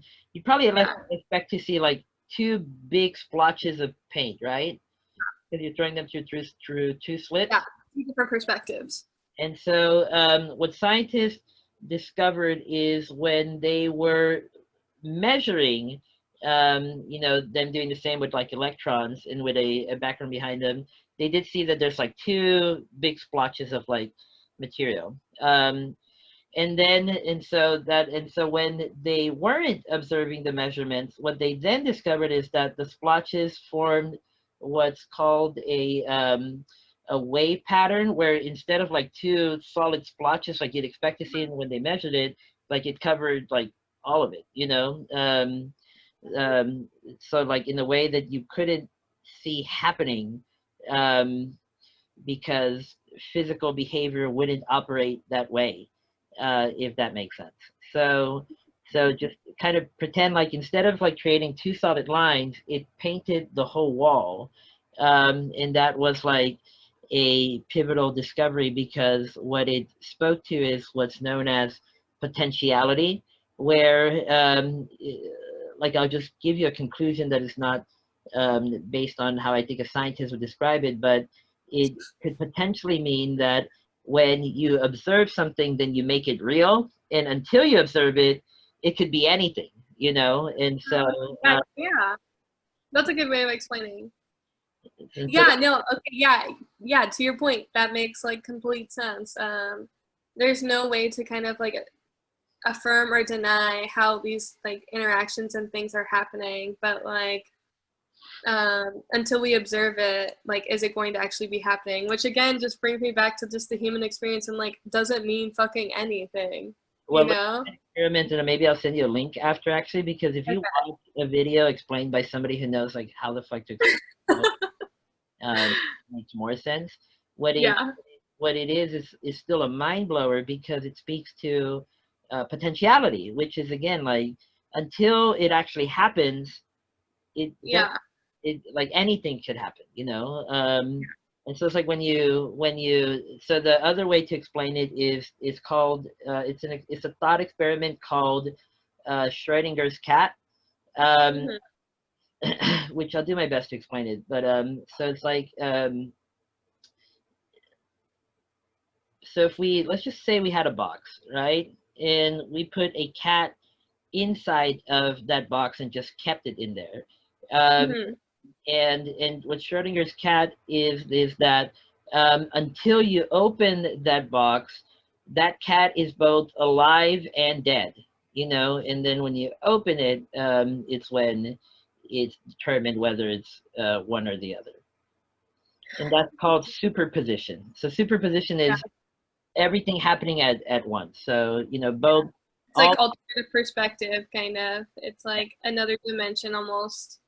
yeah, Um, 'cause it's all like yes, because two things happening simultaneously at the same time, right. although one does not necessarily like again affirm or acknowledge the other until the forced meeting point. Yeah, interesting. Well, and it has a name, and it's called superposition. Like quantum computing works that way. Like computers, the Okay. way that they work is in zeros. Something is either a zero or it's a one. It's a yes or a So no. yeah, A duality, like how you were saying. yeah, a Turing's rule or what is it called? Yeah.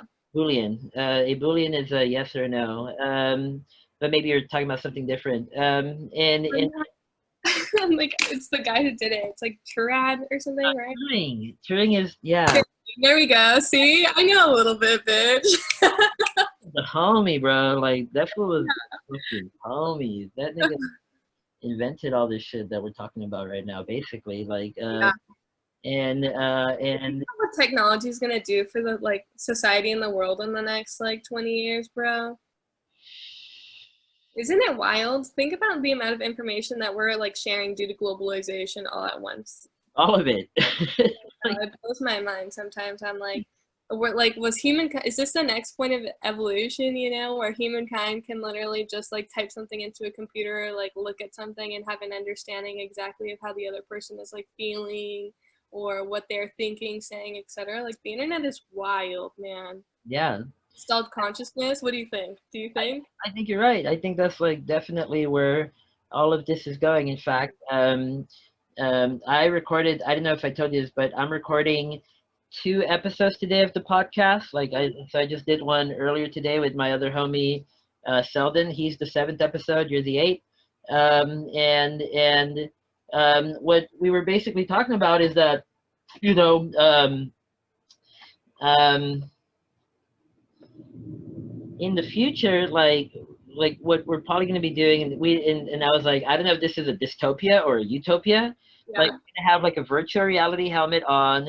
We're gonna be playing for a bunch of people like in our chairs, and in front of us, we're gonna see an entire crowd, and they're gonna be seeing a band on stage, you know, and Yeah.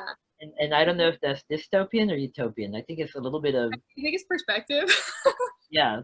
Right? Uh, Like the people who are living the experience are probably living like a utopian type experience. Like if all things were perfect and like this is how we're being, you know, experienced, this is what it would look like. But dystopian because in a world like is that a world you really want to live in where everyone is yeah, like so weird. It's so weird. The exactly. current state of just the world gets Technology, me fucked up daily. everything, like where everything is going, like it's all awesome, and it's all also kind of scary. Yeah. But also, you know what I always have to stop and tell myself is like, dude, we're people in, you know, like the 1940s dealing with World War II, like what were they feeling? Were they feeling the same with like, you know, cars becoming faster? We're going to the moon, like we're doing this, we're building this, you know, like were they feeling the same? Were they feeling like where is this going? Or was life more prosperous for them? And I to some extent I want to say it was maybe more prosperous, but yeah, like it's to each one's own perspective, right? It's well, just a weird like thing. Like the headspace is what's important. yeah, but my homie, you got to consider this one though. The nature of the technology shifts are different in that time than like with right now. Like the nature of their technology shifts were like, oh, we're going to the moon, so we're exploring the physical space around us. The nature of our technology shifts are of like a digital, like, hey, we're finding ways to actually make you forget that there's an entire universe around you to also understand, because instead we now understand how to simulate just what's in your head and how to kind of manipulate it so well that you're just going to forget about everything else that's around you. So the nature of the two is super different, that I would just have to imagine that the optimism probably felt by the regular person at that time is different than the person now, because they wouldn't have been like, hey, 1940s version of Sierra, won't it be crazy when we can like Yeah, thinking that far. They wouldn't be. Yeah, different planet. And like the like human experience definitely has already evolved in that sense. You're right, because now we have access to fucking everyone's thoughts at any point, Yeah. basically, on a collective source on the internet. This, Like that is wild. yeah. That is wild. What So is this world? it's the nature of the advancement that I'm speaking to. Have you heard of the what is it, MK Ultra experiments? Or yeah, that's what that makes me think of. Yeah, right. Do you like? What are your thoughts? Do I you think feel like all of that shit is real, and the Mark Ultra is not even a conspiracy theory. It's like documented yeah? information that So they. Go ahead. how do you feel about that in conjunction with like the amount of mass information that is being digested in like current times? Like even just information in general being like kind of formed and put up on the internet. Like, what are your thoughts? Because Well, it's fucking wild to me. I have a bunch of drafted tweets of my thoughts, and then I'm like, nah, these are stoner thoughts, and I don't send them. turn around. But Turn around. yeah, turn around. You'll see. No, I'm just fucking with you, fool. Like, imagine like this. I'm like, what is it? That one worked. Oh man. Actually, you know what's funny about that one is it always works. Like, um, with the homies, like, it's like turn around, fool. Like, you'll see. No, I think, I think all of that shit is like clearly like happening. Like Mark Ultra was a legitimate experiment that was meant to like learn about how you can alter people's well, take control of people's minds, right? And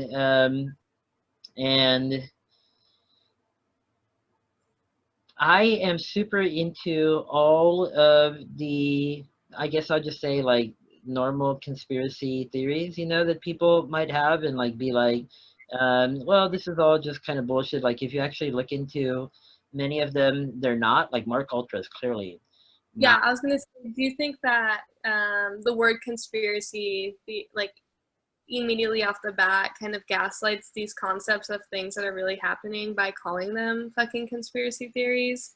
Because like you mentioned, they are fucking documented in like government official like documents that have been released. It's just like a matter of like, have you been willing to seek them out and find them and like actually kind of like digest them? It's not like hearsay only on the internet. I feel like the internet has created this weird space that everything is kind of like conspiracy theories. I mean, I'm gonna say no, but the reason for it, if you look at like, I would say a conspiracy theory is a good way to describe it. And if you're assigning a negative connotation to it, it's probably because you've been like brainwashed into it by the tone that people use, and you're not yet recognizing that a tone that people use when they say a word is going to color the way that you receive it. Because Mm-hmm. we were just saying like this is a conspiracy theory, then I think I would receive that as like, well, got it. What is a conspiracy theory? Well, it's a theory about a conspiracy that's occurring and a secret government experiment. What else is that but a conspiracy? But I think the way that So exact, but that's a good way of explaining it. Yeah. when you're talking about secret cabals getting together in order to drive an initiative forward, that is literally what conspiracy means. So when you're also saying that this is a pattern that occurs that has an Mm-hmm. influential impact on world events, then that is a theory about a conspiracy. So it makes sense from that level. But I think it's when people say things like, "Oh, you're just a conspiracy theorist," that and like they kind of use dismissive language that suddenly, and then you have that become pervasive, that suddenly it has a negative connotation. So no, I mean I think it's apt enough because like Kennedy getting killed by the CIA, it would be a conspiracy. So what else are you going to call it? A conspiracy story? A conspiracy, conspiracy, Mm-hmm. like no, it's a theory that helps to explain world events that are happening, that are conspiratorial in nature, you know? I definitely see that opinion. I also just feel like the word conspiracy, though, like automatically comes with the negative, Yeah, you know, connotation. It's kind of like one of those words that just like at this day and age you can't really pull apart because it's been fed to people for so long. yeah. You And know, that's it's just, not even perfectly and scientific. also lately has like emboldened people to feel like informed or woke, for fucking lack of a better word. Yeah, Yeah, yeah. but I can, interesting thoughts. at the end of the day, I guess I don't mind that term, and I think for anyone who would receive that term, who would use that term negatively, is probably someone who like just has not seen enough of this yet, or just like you could put whatever you want in front of them, and they're just gonna be like, no, that's not like, you know, like they're just not willing to look reality Yeah. face. It just all seems so cliche to me now that it like kind of like kills me to the bone. Like with the rise of things like QAnon and like YouTube documentaries, that like there's no kind of regulation on like fact checking or even sometimes value to fact checking. Like sometimes it just makes me curl a bit. Like I can't hear the word without going before digesting any of it, and I'm not stoked because that might be something, as you're saying, kind of like conditioned into me, or if it just actually is the reality that I'm perceiving, if that makes Well, so sense. what do you think? What do you, and trust me, like nobody knows. Like, and this is something that I'm always like wondering all the time. Like, do you think that, like, for example, I mean, clearly you're saying you think we're in a simulation. Understood. I don't disagree with you. In fact, I agree with you, but I still like play the game. So Yeah, I'm immersed in the game. Like, if I'm wearing a virtual reality helmet somewhere else out there right now, I'm like wearing it very hard because like I have a job. I take my life yeah, seriously. Like I'm really focusing on how to, but I'm also doing a lot of fun stuff. Like that whole Dante Elefante beef thing I'm doing is like my way of also like showing that I don't want to like give a fuck at all like anymore, and like just kind of just start doing shit. But what do you think then? Are you just like um 'cause I mean like it's not like when you're super sweaty and like super hot that you're not wiping down like yourself and like wishing you had an AC. So clearly there's a part of you that feels connected to something, you know, but what do you think, I guess? What do you think? I don't know. I don't know. I feel like I feel like I lived so many days aimlessly Okay. to some extent, like kind of like with like, well, nothing really matters except like I'm doing my best to be my best, and as kind of considerate and, excuse me, I guess just like satisfied in being existing in this meat body, because like there's not really a choice to that, you know, there's no choice in like who you are. Like I mean there's a choice who you are, but like at the same time, like existing within yourself, like I don't know. That's a very complex piece that I just don't feel like I've digested myself even yet. Yeah. But when I think about the world around me and how like other people are probably or maybe experiencing it, Yeah. and the kind of information that is available to us, like sometimes I'm not even sometimes, as I mentioned, I'm always going back and forth with myself. I'm like, is this even real? How much could I possibly know? I'm gonna go with my gut and make my best judgment and try again to be the best I can be. And like, if it does mean something, it means something, but maybe it doesn't. And for all I know, at least I'll like die happy or transition happy, knowing that I tried my best to do whatever I could to be my best, you know, Cool. within reason, without kind of tainting my natural urges, however those are. Right. Yeah. Yeah. Yeah. So Or I natural. don't fucking know, man. I don't know. I try not to digest TV. I try not to like digest too much like horse shit on Facebook or anything. Like I try to just like pick up my guitar and listen to some music and pick up some trash and not waste so much. Like For sure. So you don't watch a lot of TV? I don't watch any TV. Like, I don't even have a TV. Like, do you watch Netflix and shit like that? Then? Do you watch like entertainment stuff? occasionally I have a pretty short attention span, so Like movies and stuff, not really a fan, but every now and again I'll get one that'll like make me sit on the couch and weep by the end of it. Okay. But other than that, no, I'm not much on TV. Like I uh like a good sci-fi film or a good kind of suspense, like psychology thriller sometimes, but that's about it. Have you seen Yeah. Jacob's Ladder? Jacob's Pattern? Ladder. Oh no, but that's a movie, right? Or is that a show? It's a movie. Oh, okay. I've heard of it, I want to say, but I have not watched it, and I'm pretty sure someone has also recommended it, like a professor.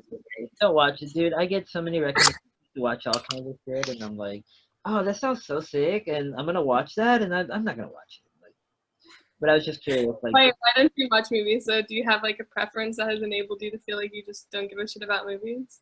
I think like I love movies, but movies are Oh, such a big like, so subjective. but I don't watch a lot of movies, and the reason is because like I feel like I get it, and I also kind of feel like um it's a lot of time to spend on one thing that is just gonna be there to like kind of just distract you a little bit. Interesting. Okay, yeah. Like, cause like just think about like if I wanted to watch The Lord of the fucking Rings, that's just like 5 hours, bro. Like, I'm gonna watch 5 hours to like what? I'm not gonna come out of it better. Like, I'm just gonna come out of it entertained. You know what I mean? Like, you know what I mean? Yeah, So, yeah. I think that films can have an impact on you that yeah. make you feel better though. Because Uh, I'm like picky about movies. what are your favorite movies? What are some favorite movies? One of my favorite movies is La Vita è Bella. Uh, Uh, Tell me about that movie because I've definitely heard that name before. it's an Italian movie, and it's set in World War II, and it's about basically just what kind of occurs at like when like white supremacy and nationalism start to arise within a place, and you start losing your friends. Yeah. Yeah, and it's about like a family basically, like a dad, like a family that goes into a camp and they're just trying to make it out and not scare their kids too much. Ah, is that the one where like the dad, like fuck, what does the dad do? Spoiler alert! Is this a spoiler alert? It's his birthday. It's his birthday the day they go to the camp. Does that sound familiar? Just tell me like he has a daughter, right? And he tries to like kind of show her. No, okay, then maybe it's a different movie. Life is No. no, I feel like Life is Beautiful. I feel like I was shown this movie in high school. Like, isn't it a family? Like the dad, like he tries to like protect his daughter a little bit, like by showing that it's like It's like no, I don't want to give it away because if people are gonna watch it, like you need to watch it from beginning to end and kind of like not have to expect anything. You know what I'm saying? Like it's something you gotta watch and hear and like let it move you make itself. your point because your point was that like there are movies out there that are not just waste of time to entertain you that actually have you do come out of it like With a new perspective and yeah. if but those movies aren't that common, you know. No, it's not. That's why I said I don't like movies. Yeah, and I love movies because of movies like the one that you're saying, but that's not like every movie. Like Lord of the Rings is not that movie, you know. And so Yeah, yeah. um, Lord of the Rings is just fucking long, and like you said, it's like some weird mythical world that doesn't like really bring any knowledge to you.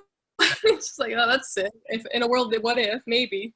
yeah, like it entertains and maybe it does give like a good perspective on like human life, but it's not like it has me come out being a different or like expanded person, which is Hmm. kind of Hmm. more. Which, and by the way, I'm just kind of building on top of what you were saying that you don't consume a lot of like TV or like once in a while you'll come to things that like have you like just putting your focus on the Yeah. um I will often sit in a movie, like I'll just like get bored. I'm like, okay, I need a distraction. I'm stressed, whatever the case, right? And that's kind of why I have like Netflix and Hulu. And I'll just go to like the independent film channel and I'll select a movie and I'll watch about 3 or 4 movies, all about 25 minutes each. And if I don't feel anything within the first 25 minutes, I often will turn all of them off and then just turn the TV off and forget about it. Yeah. I mean, it makes sense because it's like such time is so precious, dude. Like that's the thing that I'm like realizing like Like, and by the way, don't take that to mean that I don't waste a shitload of time, because I do. Yeah, I feel that too. I'm like, So much don't look at me, you know. I still get that screen report every now and again. Like, fuck off. Like, how can I be like in the place where I'm like, oh, we need to make the most out of life, and then like I'll spend a shitload of time just sitting, you know? But that aside, like, just the philosophical thought behind it. Yeah. Um, but you know, I also spend a lot of time like thinking, actually, which is kind of crazy. But just How do even you think? How do you spend optimal time thinking? like how like on what level? Physical, like on well, let I me think just it's like what you said, like when you generally reflect and you're like, damn, I've been thinking for like the last 30 minutes. What have you been doing? And what is the setting in which like you take yourself to think? Or how does it happen? How does it arise? You know, how does it I stir think a brew?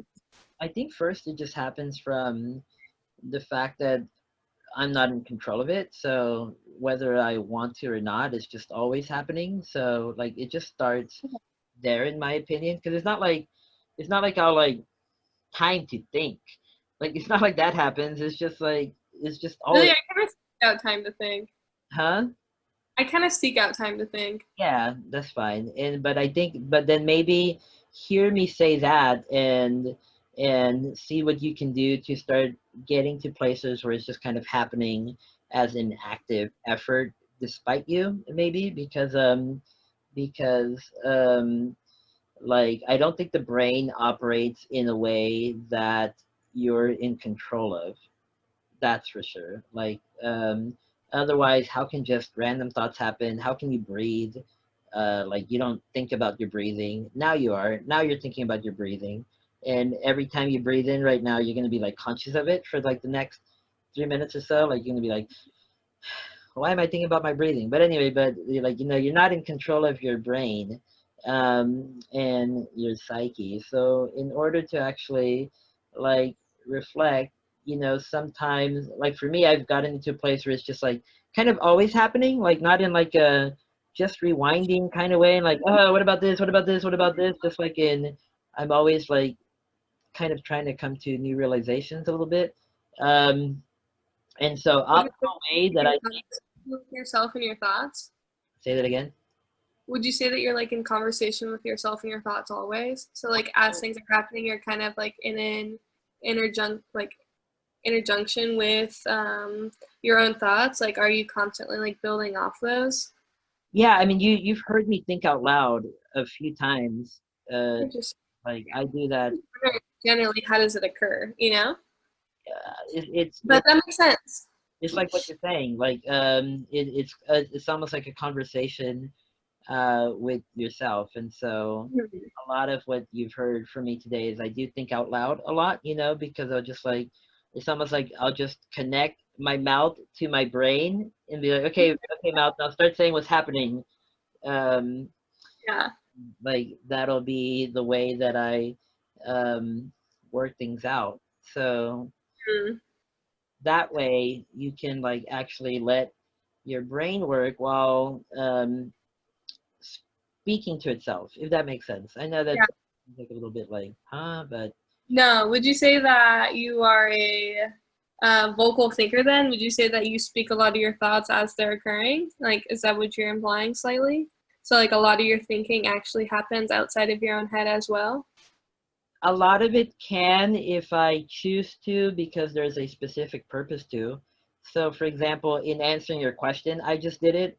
Um, Otherwise, I probably would have just like kept silence until I had thought your question through enough to actually answer it. Hmm. Okay. Okay. I think a lot of things. I think at a million miles per hour, Yeah. which yeah, I think you can tell probably Well, just by like I how just fast I get want to going. slow it down a little bit today and be like, hold on, Sierra, wait a minute, dude. Like you're going really. And so, yeah, I see what you mean, but at the same time, it's like it's fine and it's good because everyone's an individual person, and it really all ends up just depending on what works for you in your own communication style, and like if you're happy with the manner of speaking and thinking that you have, um, and under that umbrella, then it's all good. Yeah, I'm more so just asking because, again, like observe and report. One thing I think I'm extremely curious about is just, again, the human experience and how it occurs through every single person's own personal experience. So Yeah. that's why I ask the questions that I ask, because I ask myself those same questions as I'm experiencing things kind of always, and it's just like nonstop. So do you think with But words or do you think with images? um, words, I would say mostly, Yeah.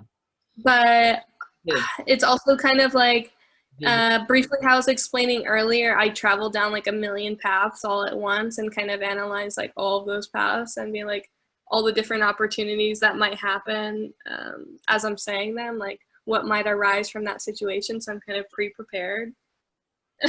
That sounds nuts. Does that help you or hinder you, you think? I think it helps me because the people that I do meet and conversate really appreciate my perspective on things, and I'm usually able to kind of like come to really good conclusions. But I think it hinders me when it comes to meeting new people because people are just like, "Whoa, wait a minute, what? Like, why are you thinking that? Why you know?" And I'm just like, "Oh, sorry, like it's Yeah, just not a mesh." yeah. Yeah. So What like I've found I need to start doing with people generally is like to just kind of explain ahead of time that I tend to be a person who like explore all kinds of things from like every single perspective if I can. And so it's not that I'm like trying to be a devil's advocate. It's just that by presenting an opposing perspective, it kind of forces us to look at it from that opposing perspective to see if we can come up with the right reasoning to speak to it. You fucking pounded that high life, by the way. So great job, dude. I've been pounding on the same truly, which kind of, by the way, kind of tastes gross. So I don't think I'm gonna get this truly. really, It's truly. wait, I've never had one actually. I've never had a seltzer. Oh, really? Yeah, you tell me Yeah. you're a beer person, huh? Yeah, I really fuck with beer, honestly. I'm the type of bitch who'll pound like 6 to 10 beers right before a show and just Uh, yeah, like I don't know, just ride it out for the rest of the night with an edible or something. Like my girl, you beer. are a person that needs to like lube up before, huh? So you are a hermit crab because you're saying that you're a fucking hermit crab. What hermit crabs do, and I'm saying this because again, I used to be one, a little bit too. It's like they're gonna like just get fucked up before they even like go out and make Yeah, more fucked up when they're there. I'm just like, all right, whatever. I'll talk about whatever's on my mind. Mm-hmm. Yeah, Like a social lubricant, as they say. So, yeah. I, But yeah, I don't know. Fuck it. But I don't like seltzers because seltzers are hard to pound. I mean, and that's saying without alcohol, right? Like, because I've had like a vodka tonic, and from what I hear, it's pretty similar to that. But also, like, I'll fucking pound a LaCroix, right? yeah. But pounding a fucking LaCroix mixed with like some vodka, essentially, I don't think I could personally do that. And if I have to sit and sip on one fucking LaCroix for like an hour before I go somewhere, it's just not gonna fly for me. Like, I'd rather just like put back a few and jam the rest of the night out, buy an $8 beer at the show, and then that be it. Yeah, and so I'm the type of bitch that just drinks it truly. Like straight up. Okay, but so do you think that Truly is the optimal seltzer? No. I don't know. I told you I haven't had them. Yeah, I mean, I wouldn't even know how to make that assessment. It's like I'd have to ask myself the larger question first of, okay, Marvin, what is the truly optimal, what is the truly no pun intended optimal seltzer drinking beer experience? Um, So you don't make that choice? I'm always trying to live my best life. Well, I did make one. Okay, here's why I've actually kind of taken a little bit to the seltzer drinks is that they're super low alcohol volume, and but they're also not like wine coolers, which are like half of a percent. They're like 5%. And so you can get like, and they're also better than like Coors Light. Like, so I'm either like getting craft beers or a seltzer water. Oh, actually, a michelada above all of that because I will get that shit first. Then a Okay. seltzer water, and then like shitty beer like Bud Light or whatever. You feel me? Like I would rather get like this shit than a fucking like Bud Light. So when you make that determination at at the store, like what kind of day? Like how do you decipher? All right, you know what? Today I'm not fucking around with a Coors Banquet. Maybe I'm gonna get fucking seltzer water instead. Because you were saying that's like a tier below, right? Yeah, and I think it's like most of the time like I don't want to get that fucked up like because Okay. like that's the main of it because if you get a craft beer, many craft beers are like in the 8% zone, and the craft beers that I would probably buy are like pretty like heavy in the alcohol content. Are you an IPA kind of guy? Yeah, I mean, can't you tell by the motherfucking beard, bro? Like, like Shut the fuck up right now. Or a beard, bro. Like, straight up. no, no. Honestly, I'm not a fan. I'm not a fan. IPA? It's heavy. No, it's Shut not. up, dude. Like, so many people are not IPA fans because they taste like shit. They taste so bad. But There's only a few that I've ever tried that I'm like, you know what? I would come back to this. And it's often at some fucking like brewery I'm never gonna return to, and they don't make any like massive, it's like I tried it on a flight and that was that. yes, you're not gonna come back to it. I get it. IPAs taste terrible, so you have to start there. Like you really have to start there. And I would tell this to an IPA fan, and I'm one of them. Like just first start at wow, this beer tastes like fucking garbage. And then like and then be like, okay, keep trying it because it also kind of has like this premium quality to it, I guess you might say, because like it's like 7% or 8% or whatever, and so it's like and it is better than like Budweiser, but it does taste fucking bad. And so if you can past that and then like keep trying it and keep trying it and then grow to like it, then you're gonna grow to like it a lot, in my opinion. Like that's what low happened. key, low key, the only time I'm getting IPAs is if like the beers are all universally like $12 and I'm trying to get fucked up on two. that's the only that's the only time. And listen, this is why I said that like I don't get that shit no more because that's why I'm getting the motherfucking seltzer waters. Like that was a big part of my point because yeah, like I'm not trying to get that fucked up anymore. Like, bro, I'm 32 years old. Like, what am I gonna do? Like, just keep fucking what? Like, go out to a fucking show and I get trashed? Like, and like, Yeah, uh, yeah, of course. No, no, no, I know. I get that. Trust me, I get that. But it's just more so like bang for your buck. I'm kind of the type that like gets trashed at home and just has a blast like playing fucking video games all day, what are you like playing? you're gonna make fun of me. um Yeah, I mean, sure, but don't let that stop you telling me what game.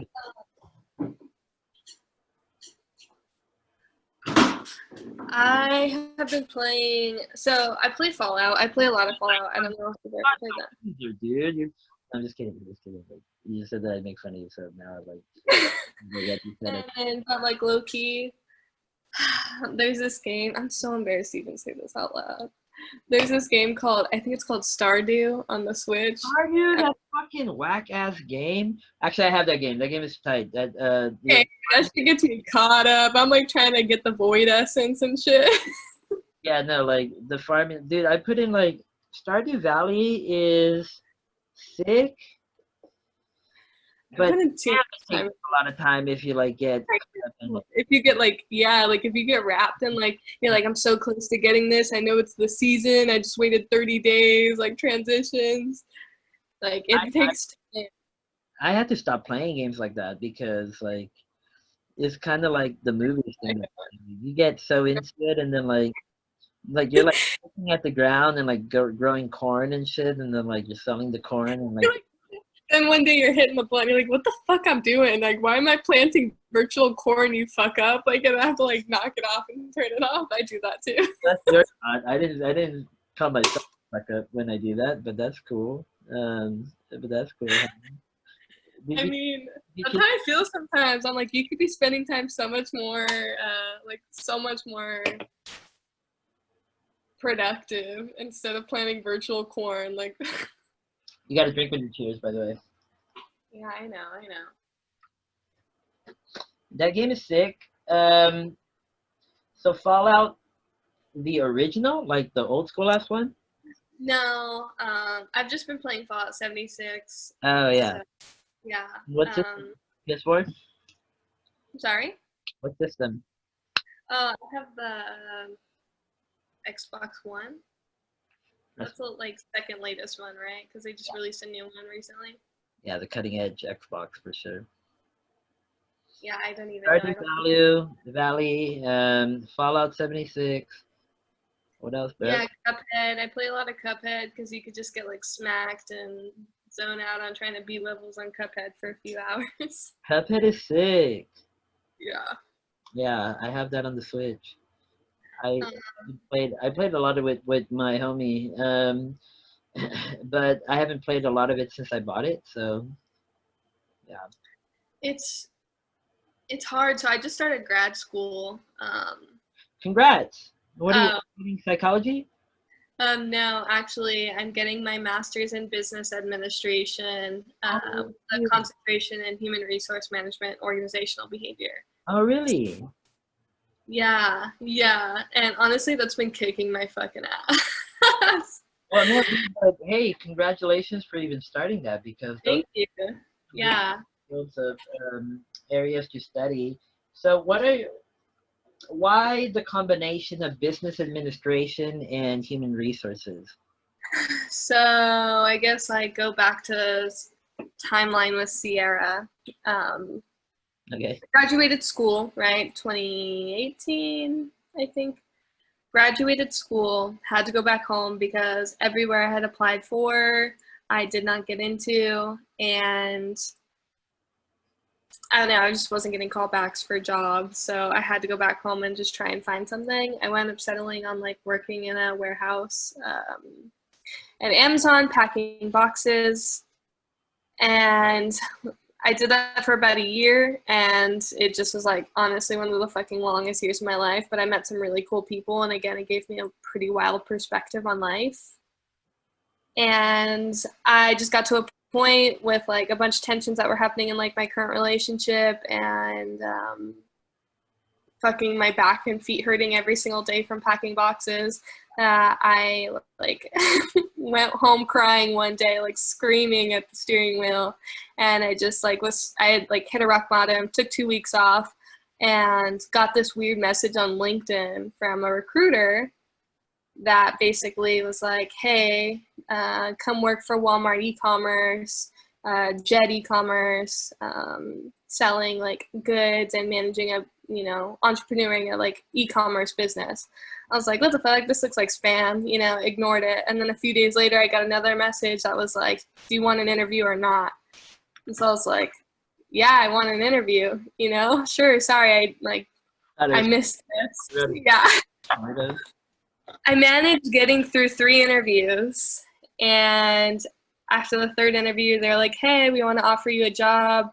Come move to San Francisco and work for Walmart e-commerce. And it basically like changed my life.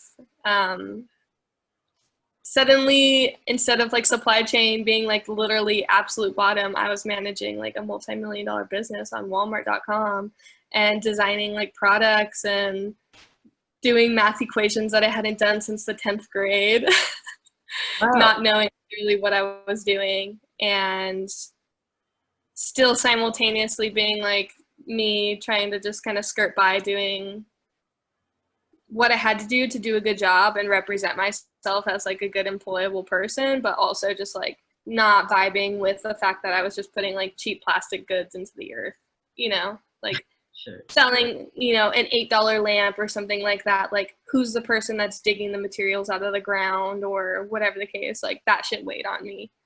So this story where it's gonna take us is that this experience had you wanting to like be your own like kind of business minded person and study how to like kind of run a business so that you're like not a Walmart, or maybe tie this back into how you because I think my question was Yeah. I'm getting there. Yeah, yeah. So that happened, right? And I just spent a lot of time unstoked, like seeing corporate Walmart, corporate America for what it is, right? People trying to like get up in business by doing like sometimes like not the coolest stuff, low key. People like talking to others, judging others, like it's just being a weird environment where like everyone's trying to step on one another, but lowest of keys to get to the top, right? And like that just wasn't me. Like I just wanted to make a living and live in San Francisco with my cat and vibe, I guess. So, But this happens, and I realized very quickly that I don't agree with the kind of work that I'm doing, but I do like the business management aspect of it. And with the current experience that I have being like a supervisor at a water park and managing employees, working events and doing like weddings and stuff for Santa Barbara, and then packing boxes, like I have a wide array of business knowledge that I could apply somewhere. However, I don't want to be selling goods. I don't believe in an infinite economy. I think that it's all like set up to fail. But I'd rather be making policies that keep, you know, employees stoked and happy and making a difference in their lives and trying to like throw events for the employees and, you know, run a business both efficiently while also satisfying the needs of the working people and, you know, making a very optimal business. I think that's where I could put my head knowledge and understanding of like the human psyche and experience, given that I know both the bottom, the top, and like the middle tiers of work. How can I be an HRBP for a company and make serious changes?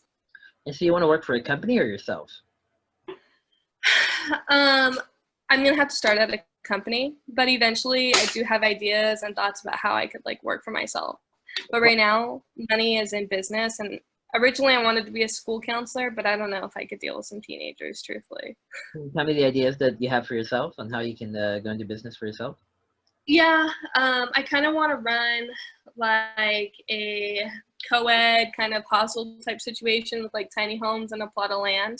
Maybe kind of run like an Airbnb, but like hostel style in the U.S. Like growing some goods, trying to minimize waste, solar panels, live cheap, that kind of vibe. Like people coming in and out, staying for a few months, leaving. Are I there, kind of want to run something like that with maybe a small e-commerce business that benefits like charities and like other like local nonprofits. You know what I'm saying? that first one sounds pretty economically viable. That second one does not. What are your other ideas? And I But can. it would probably be more so like a hobby esque to like just kind of like not so much for me because I'll be making revenue easily off of like building a few tiny homes, renting them out, and like First one that's it's super right. economically viable, by the way. Exactly. But like doing a hobby and doing something that I would like on the side that's gonna like in turn help people, like be charitable. I would like to be able to, you know, create like recycled goods and sell them online, like outdoorsy type of shit. Running an e-commerce business, which I already know how to do. I know the SEO optimization. I know like the ins and outs of e-commerce business. Let me chat with you separately. Just hearing you say that you know about SEO optimization, I want to chat with you about other stuff for like. Yeah, yeah.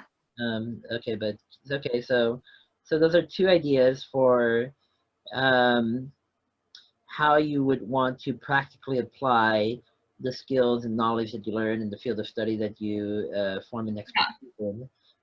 Any other ideas?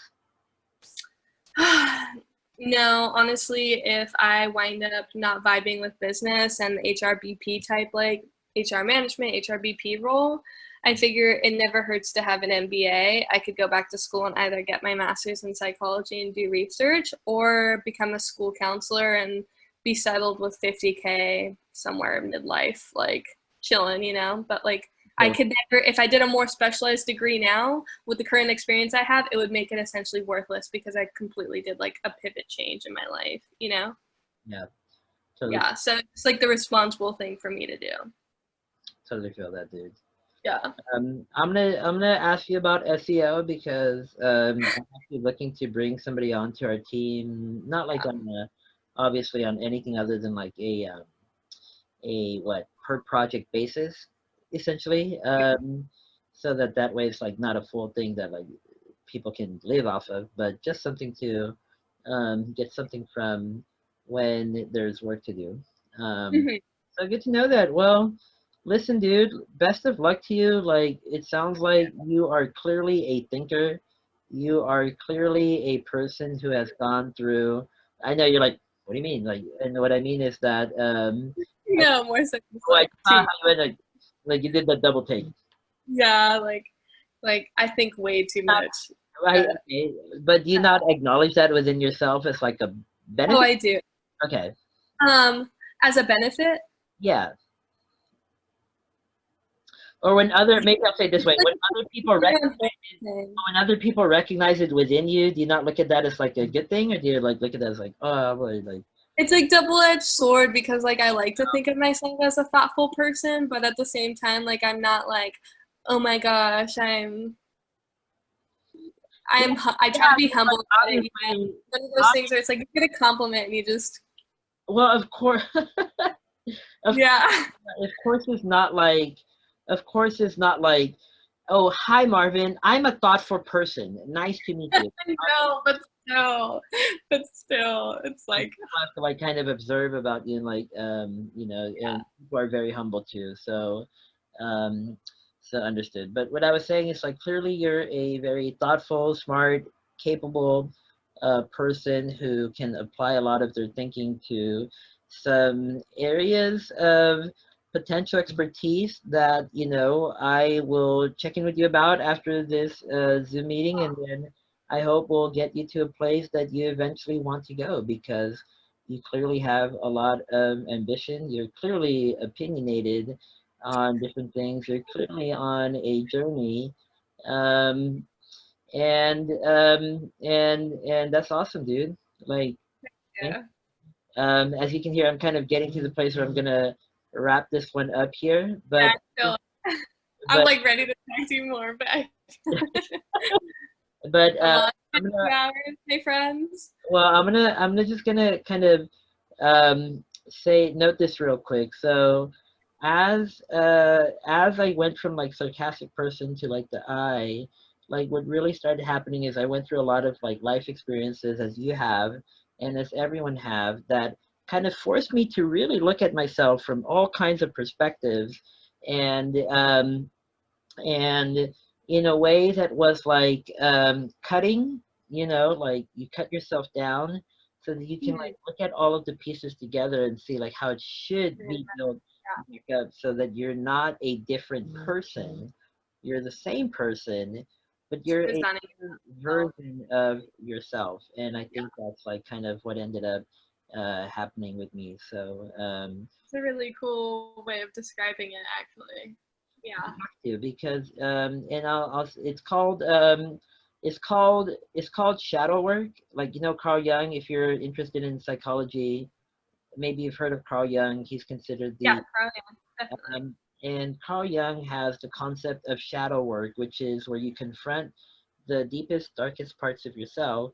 I took psychedelics and experienced ego death, and I'm so Hmm. grateful for that. I've also taken psychedelics and experienced like the best, like the most expansive in a positive way days of my life. And so the combination of the two happening at different points, um, along with then being perceived differently by other people just through like the magic of like faking, like putting a mask on basically, even though like it helped me like put a mask on and take another one off, if that makes sense. Yeah, So that definitely makes sense. That's a really interesting way of perceiving, and also, yeah, like kind of laying out all the individual pieces that you identify as yourself, but then kind of selecting which ones that you feel best represent like what you aim to do in this life and also reflect like your value as a person and your own comfort. So, wow. the eighth episode of the Best Average podcast is over. Goodbye. Later. Goodbye. Goodbye. Goodbye. Goodbye. That was fun. Thank you. Yeah, thank you. All right, let me know. I'm gonna send you the stuff that I was talking about, and then obviously like let's just keep connecting, dude. That was fun. Yeah, definitely. Again, just random talks here and there. It was good talking to you. I hope you got something that you can work with. And By the way, all none of right. this gets edited, so it's just gonna go up. I think this one is gonna end up going up probably in a week, so I'll let you know when it's up. And what I always advise my homies when they share it with people, assuming you want to share it with anyone, is the whole purpose of this podcast is like, have you ever wanted to like see how a friend of yours is doing, but you don't actually want to talk to them? Like that's Mhm. why Yeah, yeah, you explained to me. Yeah. So all it's right. kind of just like hearing a little bit about what's going on with them and just kind of keeping up, listen to a conversation without having to put the work into it. It's a whole dude, like that's a lot of work. Like No, I feel it. I feel it. It's like I text people 3 times and then I stop and I feel really bad about yeah, it's it. so much work. Like just yeah, like But it's been good, my friend. Enjoy your night, okay? super fun. Thank you again. Yeah, of course. Goodbye. Talk soon.